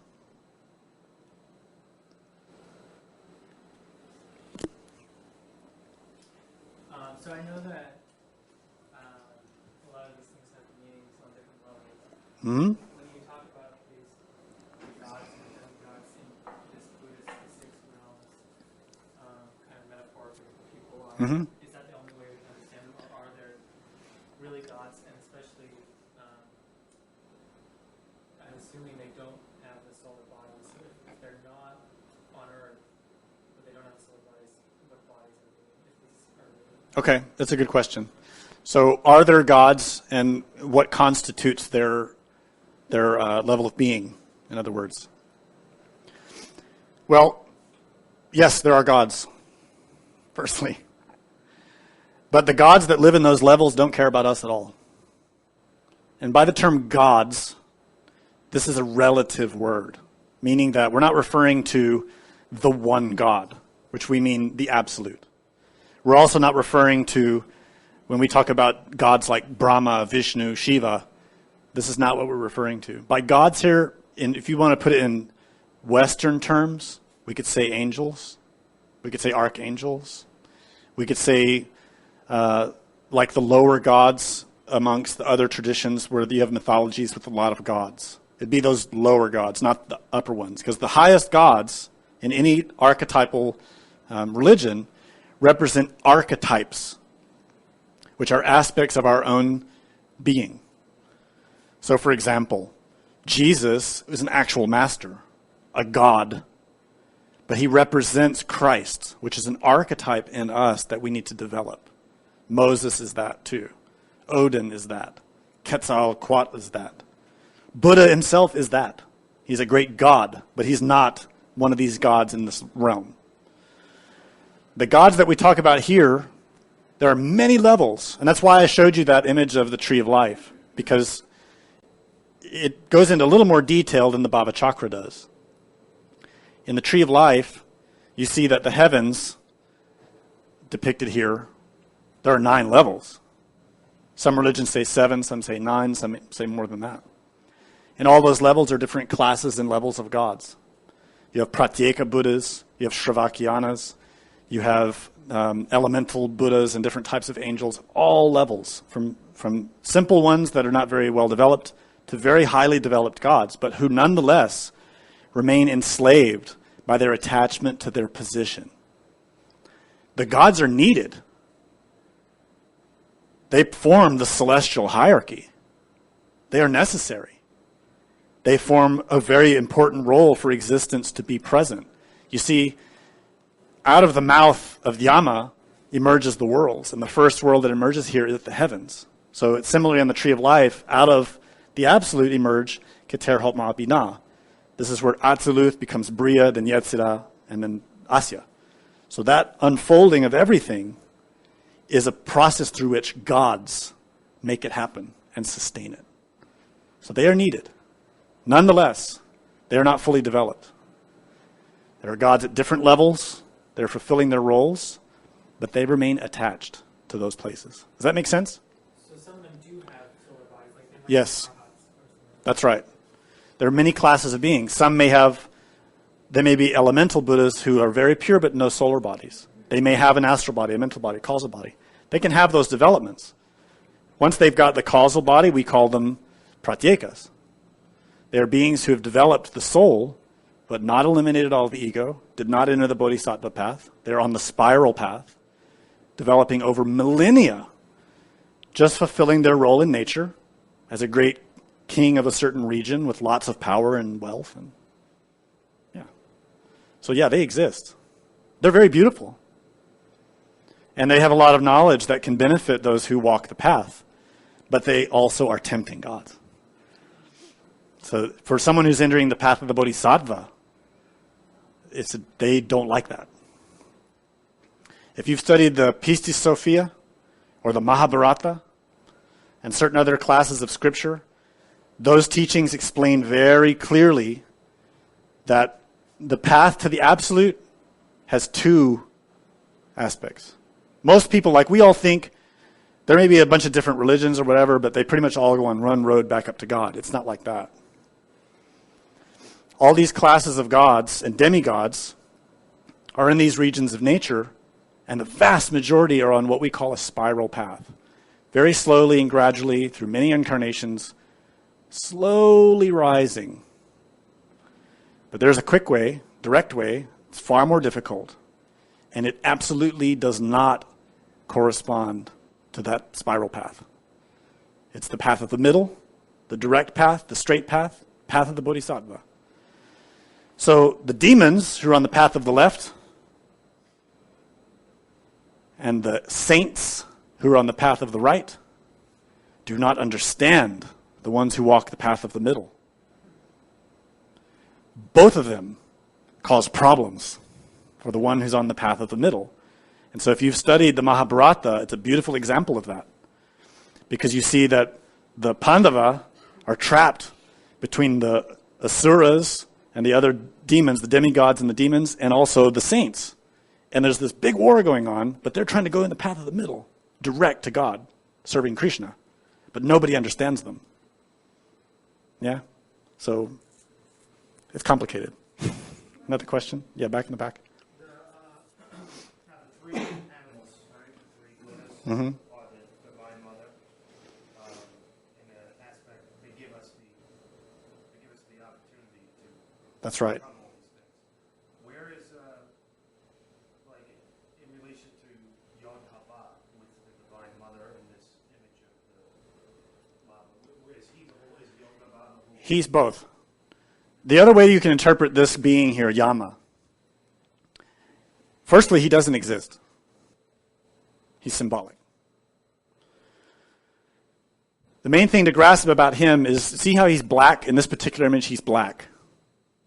In Sanskrit, black is kala, which is the masculine blackness. That's a name of Shiva. His wife, or his feminine counterpart, Hava, is Kali. So he is Kala Kali. Now, anybody who's studied Buddhism in some depth will immediately have a sense of something, because Kala Chakra. Everybody heard of that? Anybody? Kala Chakra? Yeah, Kala Chakra is one of the high tantras in Tibetan Buddhism. And it's the same thing that we're seeing here, but organized a little bit differently.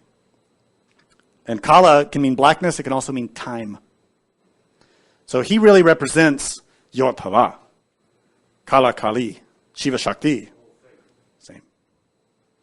He is the body of forces that emerge out of the absolute at the dawning, right? The absolute is beyond. It's that space that we don't see, the space around. So because of the karma, the residual karma from the previous eon must express, when the new age emerges, it's that, the Hagal, that rune, that expresses out of his mouth. See the Hagal? The 6 regions formed by the three lines of the three forces. It is that breath of God that's coming through him. That is Yod Hava. That is how the forces in the Absolute emerge through Absolute into Bria and cause formation. Now, the thing that's really important to realize is that that's happening in us. It's why we're here. So we need to become cognizant of that and learn how to harness those forces in order to cause the wheel of becoming to be the becoming of a master, of a Buddha, not the becoming of a devil. Because we're right at the precipice, this humanity, of a really big mistake, a really big problem. Because desire has gotten so out of control and the karma is so heavy. Do you have a little bit more? I was going to say, because it's not a snapshot of something that happened, it's happening. That's an excellent point. Yeah, this is not a snapshot of the past. This wheel is moving. It's always moving. It's moving right now. And what's causing it to move are the energies that are flowing through you. All the time. So that's the essence of the genuine teaching is learn to be here and now and use your energy with wisdom, with love for others. Restrain your harmful actions in your body, your heart, and your mind. Kill them and turn that energy into actions for benefit for others, to serve others, to give birth to virtue. And that's how the wheel of becoming is a better name. What becomes? Samsara or nirvana? And the only difference between the two is what Padmasambhava said. Paying attention. Paying attention and seeing the delusions of the mind. Because let me tell you one more thing quickly. The demons are here now. Demons and devils, black magicians, sorcerers, they know how to be present. They know how to use the consciousness. They know how to use energy. But they do it to fulfill desires. To have sensations and experience things they want to experience, to have power, to have whatever it is they want to have. They forget God.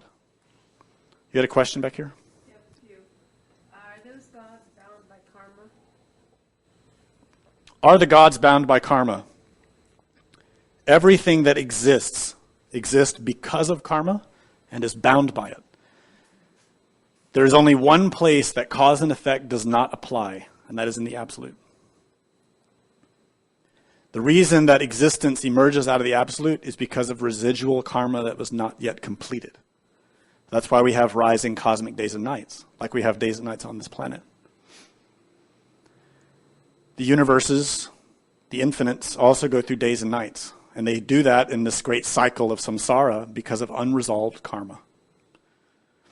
So when the cosmic nights close, everything goes into repose.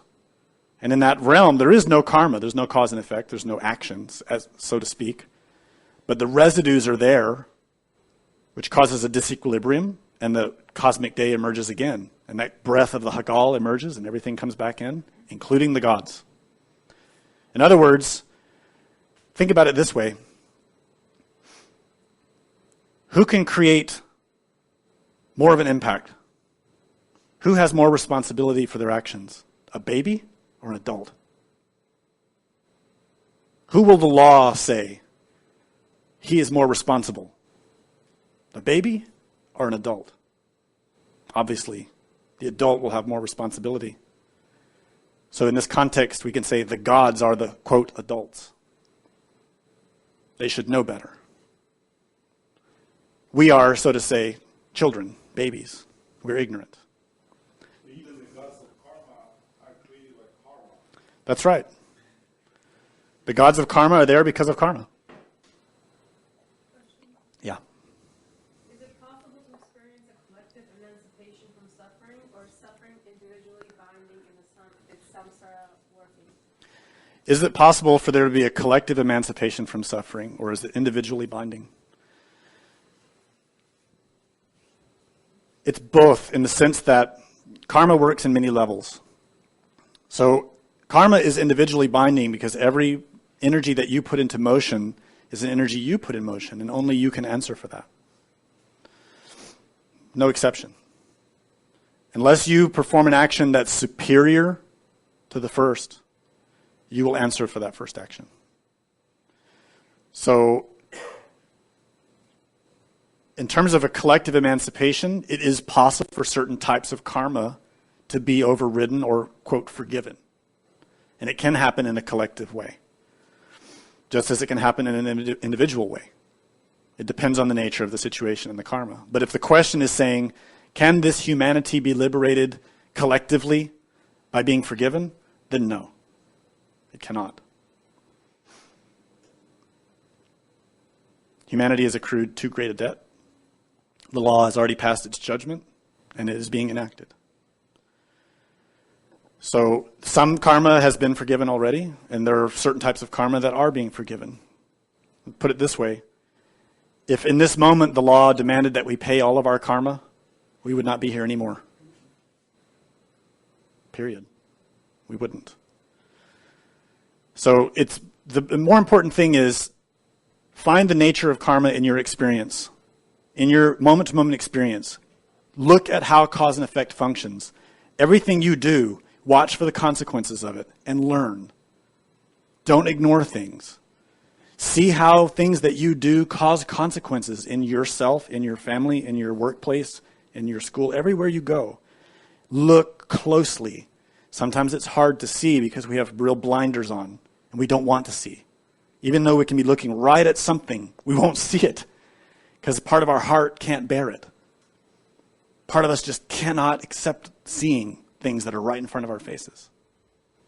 But we need to open our eyes and look. Things that we say, things that we do, things that we don't say. So, for example, one thing that's really important to realize about this wheel is it's a cycle that repeats. And we do that. It's part of our ignorance, our fundamental ignorance, is that we've built habits psychologically, physically, emotionally, mentally, where we repeat ourselves.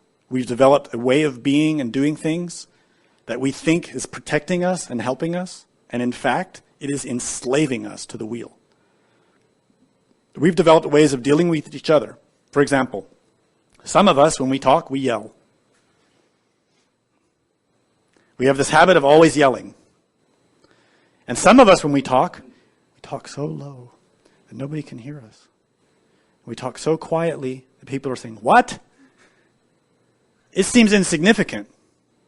But it's actually very significant because every single conversation you have is affected by how you talk.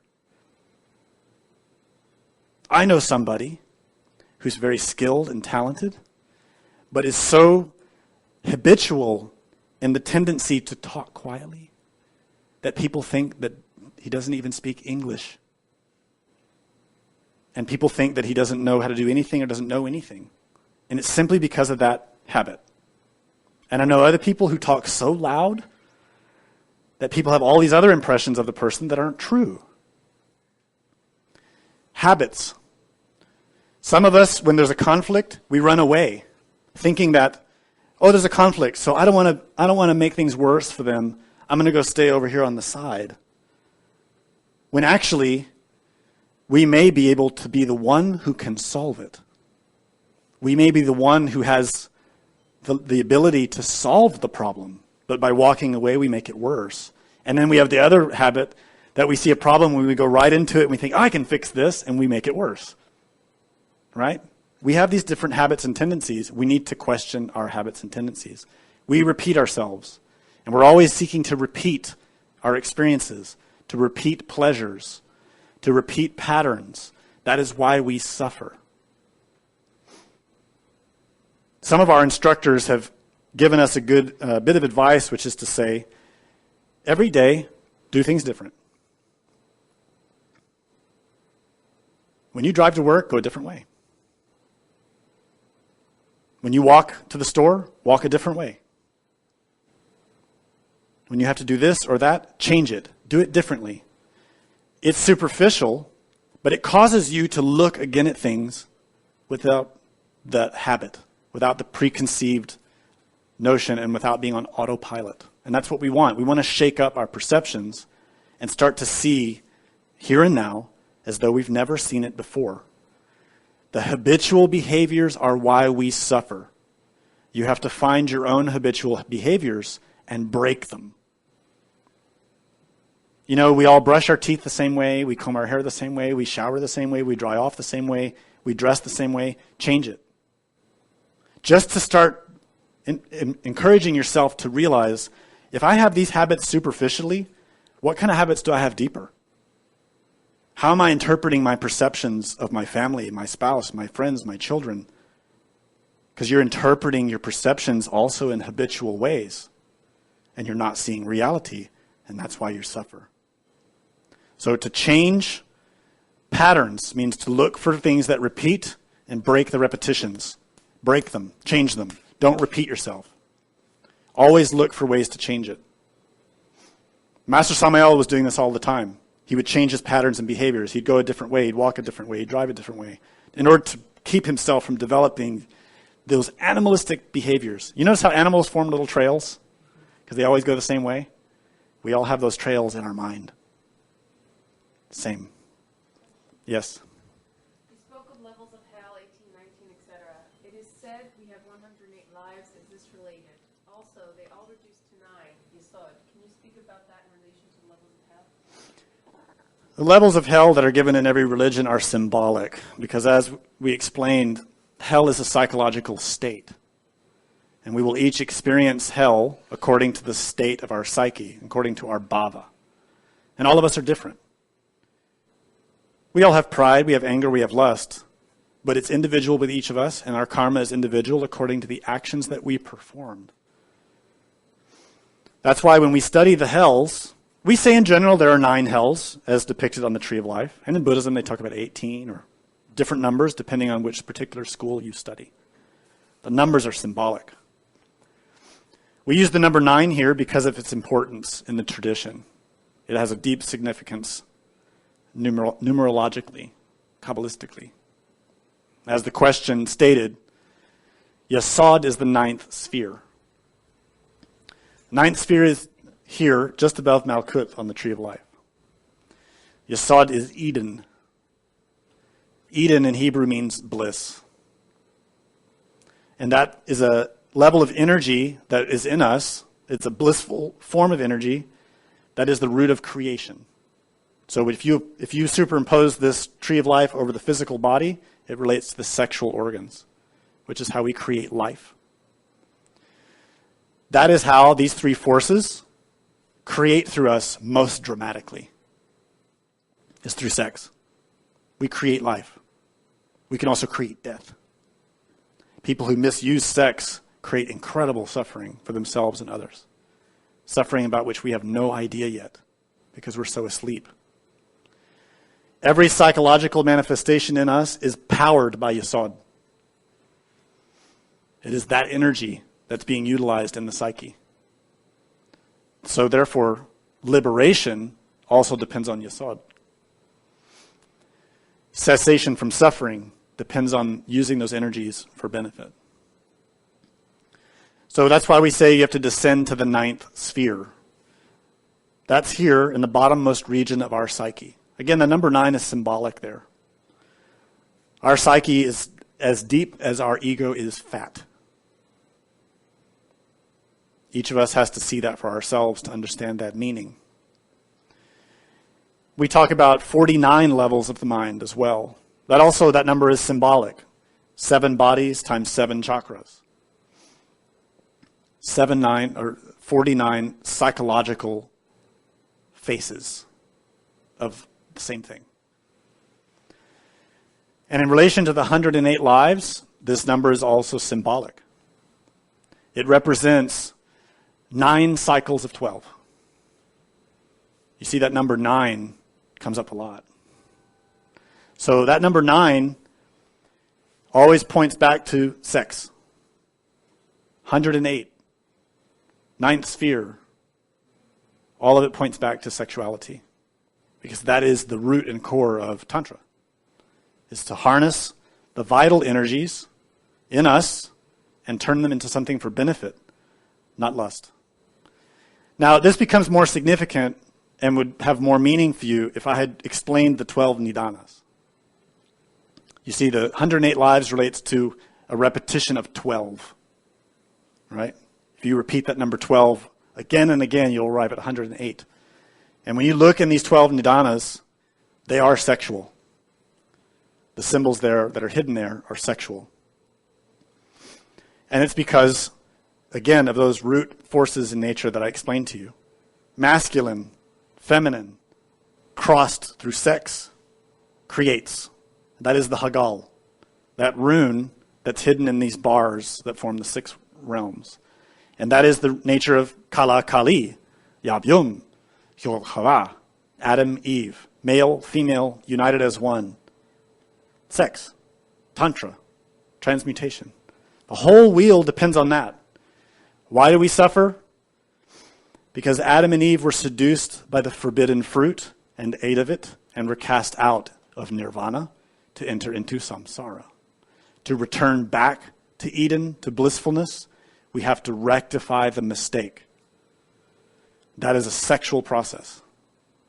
It is a process of making our sexuality pure, divine, a form of ecstasy of the gods, not animal, but something that is filled with love, untainted by craving, aversion, or ignorance, but instead is a reflection of virtue, sacrifice. More? But weren't the angels commanded by God to serve man? And if that is true, then is not man above the angels? So in the Bible and in certain other scriptures related with the Judeo-Christian traditions, it's stated that the animals were created, or the angels, were created to serve man. We need to understand that scripture in context. What it states there is that the angels were created to serve Adam. We are not Adam. That primordial Adam is our original inner bhava, our being, our Atman, our Buddha, or in Tibetan terms, our Yidam. It is the source of our being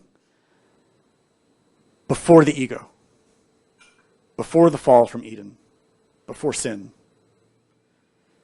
The angels in that context represent all those hierarchies that manage the forces of nature in order to create existence, which at that time was Edenic. It was Eden, a state of bliss. And Adam was put there in order to create his soul.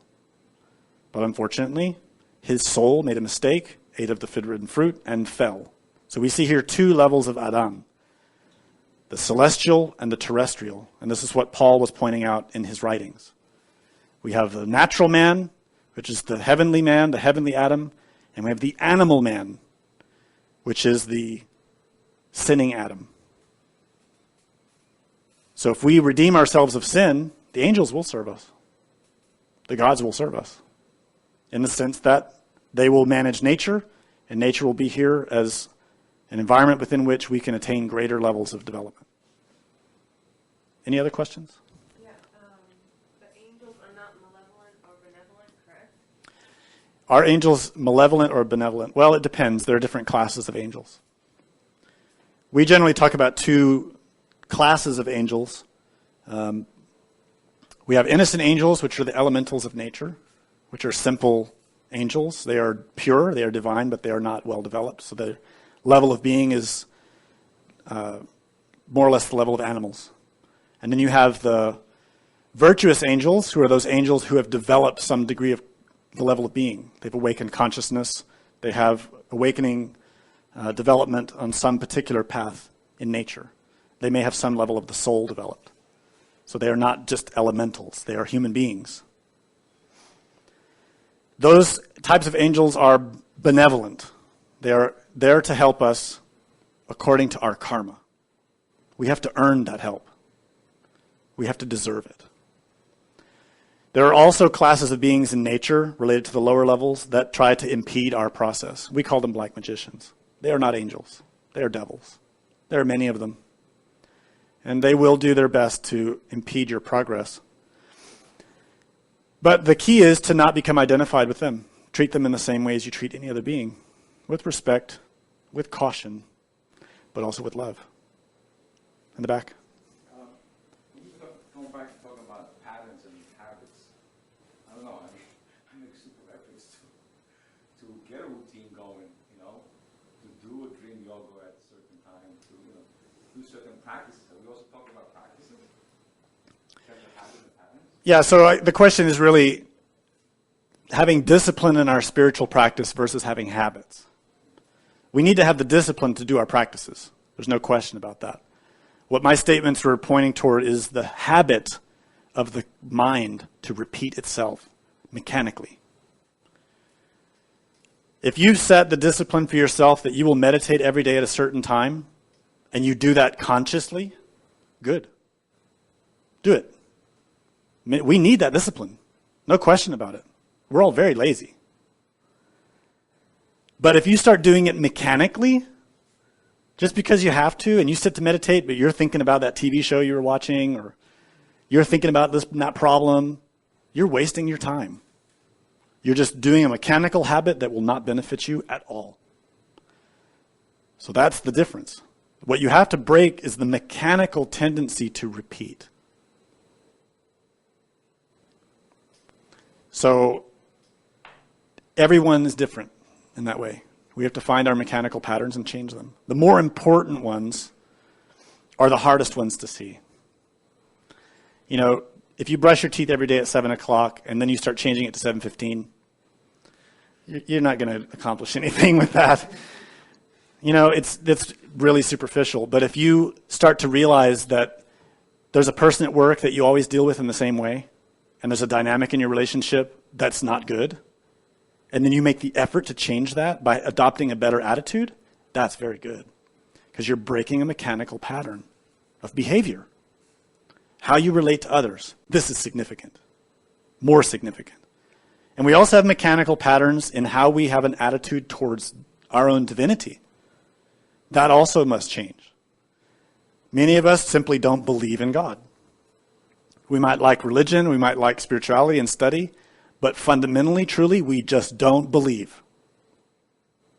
And in some way, who can blame us? We've never experienced God. We have no conscious knowledge. We have no awakened experience of seeing reality. How could we believe in something we never experienced? It's understandable. Nevertheless, that tendency, the mechanical tendency of doubt, of disillusionment, of the way of critically thinking that, well, I don't believe in that, or it won't happen to me anyway, or I don't deserve it, or God doesn't listen to me, that's all very negative, very harmful. We need to cultivate a hopeful attitude, an open mind, and learn to awaken. If you really work sincerely with the techniques that we teach, the practices we teach, but most specifically with awakening from moment to moment, it is inevitable that when the conditions and karma allow, you will see reality. But it's up to your efforts compared with your karma when you will achieve it. Some achieve it the first day. Some takes 10 years, 20 years. So most of us are going to be in the middle. It's going to take time to develop equilibrium until, and then we have an experience. Then you have a new surge of enthusiasm from that. It's a very useful experience. In the back. What is the prefix sam that's on samsara, samskara, sambhavakaya, and how does that relate to sambhava, his name, sambhava?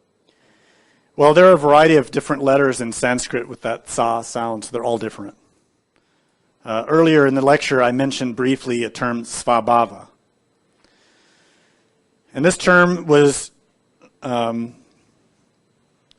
mistranslated or transcribed by the person who transcribed a lecture from Samael and Vior that he gave many years ago in Spanish. Somebody wrote it down, didn't write the word down properly, and so it got mistranslated. And it's been that way for 20 years, 30 years, something like that. Long time. And the word that was put there had the sound, but it was written as Hebrew. But the word doesn't exist in Hebrew. So we were always wondering, what did he say? What was the word there? It was something important, but we never could figure out what it was. Finally, we found it. It's the word svabhava, which is a word that appears in many scriptures related with Mahayana Buddhism, particularly with the higher schools that deal with the philosophy of emptiness or shunyata. And it also appears in some Sanskrit scriptures. The term means our innate nature. So sva there means our. Now sa can mean other things depending on the context. It can also mean absolute, depending on where it's placed and which way it's written, because there's different letters that relate to that. So it's depends. That name literally means born from the lotus. So bhava is becoming. And padma is the lotus. So sa is from. So that from, sa, is one way of translating that. Sva, that's different. Sa and sva. We're talking about two different syllables. Yeah. Question? I wanted to pester you about something. Oh, good. I like that. You Please. repeated several times. Pester me. And you keep saying that the karma doesn't work, it doesn't apply in the absolute.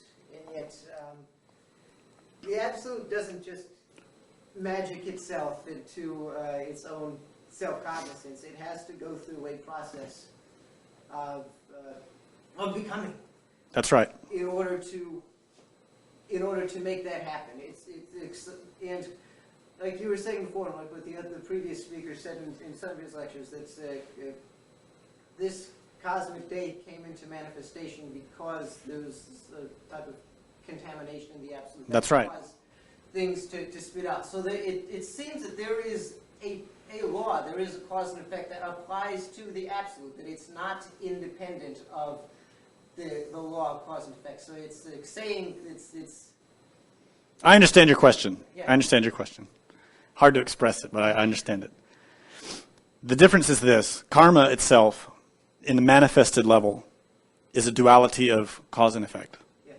In the absolute, it is unity. Okay, so it's like Krishnamurti said, it's the cause, the effect is always present inside the cause. Yes. And in the absolute, you just don't split them up. That's right. Okay, that's...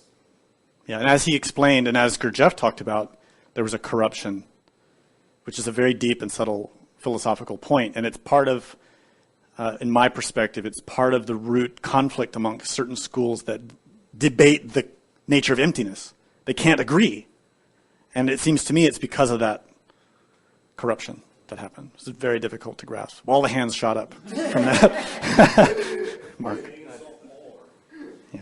I think he might be alluding to the cause of causes, the first cause of everything. The cause of causes, yes. When the absolute infinite moves slightly to know himself, and that causes. Brought everything, yes. And as the ancient days, that's the first. That's right. It's stated in certain treatises that whether the universe is in a state of rest or a state of manifestation, three things always are there. Karma, space, nirvana. But what's not expressed there is the state of those three, because that changes. One state, it is unmanifested, and the other, it is manifested. That's the difference. They're always existing, but in a state of non-existence, in a state of unity. Oneness, the absolute. They are the same thing. It's the same thing. Yeah. Space, karma, nirvana. Question? I want to go back to the six states of the Samsara being. Okay. And the discussion about angels. In the Secret Doctrine of HPB, which is based on a Tibetan Buddhist text, there's a doctrine that she talks about that at one time we were all angels, and that there were two groups. There was one group that was totally fine with the state in which they were at, and another group that wanted to move forward. And the only way to move forward was to come to this three-dimensional world of Malkuth and undergo all of the experiences and manipulate matter. So, and the primal force of that is this striving to move forward. How is that striving different than the desires that we're trying to kill off? Okay, that's an interesting term. It's important for us to clarify what we mean by the word desire. So in Buddhism and in Hebrew and Christian traditions, we have different words that describe different psychological qualities that in English we call desire. The English word is terrible because it only implies for us mostly sex. We hear the word desire, we immediately think of sex. That's partly due to the nature of our psyche, firstly, because our psyche is that with that bhava, that animalistic tendency of everything is sexual, right? By desire, in philosophy, we don't mean that. And there are different classes of desire that are broken down in different ways in each tradition. But generally speaking, what we need to understand is this. There is a difference between the necessity of the soul to realize its unified nature with the absolute. We can call that a desire for God. In English, it's fine. But that's not what we're talking about as a desire in the form of corruption. Desire in a form of corruption is what in Hebrew is called ra, which means pollution or sin or evil. And the desire to unify with God is tob, goodness. These are two aspects of the same force, which is da'at, knowledge. So that center forces in the wheel of the Bhavachakra manifest those different ways. When Adam and Eve fell, they were seduced by the desire to know God, right? Which is on the tree of knowledge. Tob, ra. Goodness, evil. And they were given the instructions, right? That longing to take that fruit, to smell that fruit, is that longing of the soul to experience something beyond our level of being, to rise, to know, to have knowledge. That's why it's called the tree of knowledge, da'at. But unfortunately, because of Lucifer, the temptation through sensation, Eve, the sexual organs, abused that experience of energy and matter and consciousness, and that force of knowledge was converted into ra, desire, right? It became selfish. It became egotistical.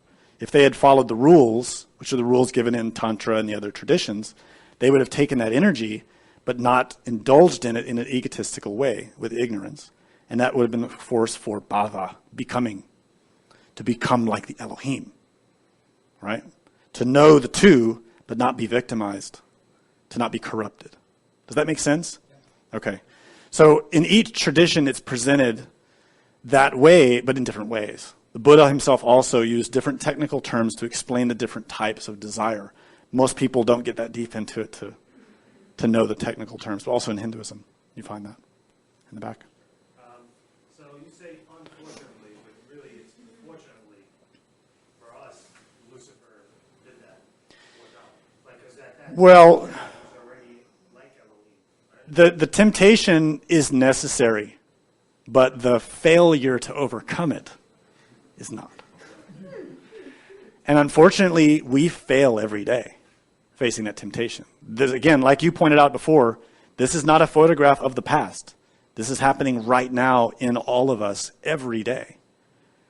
Everything we perceive is a moment in which we need to transform and overcome temptation, which comes in many ways.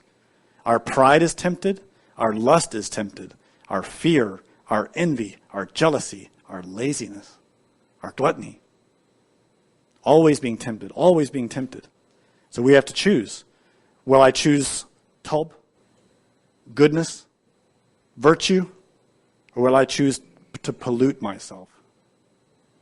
And so your actions psychologically determine, are you going to rise or are you going to sink? Only you can decide.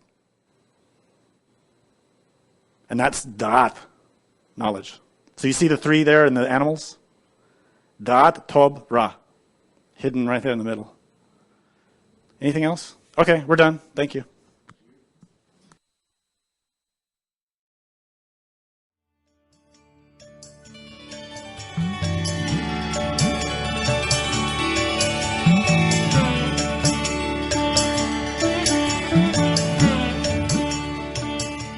The presentation of this lecture was made possible by donations from listeners like you.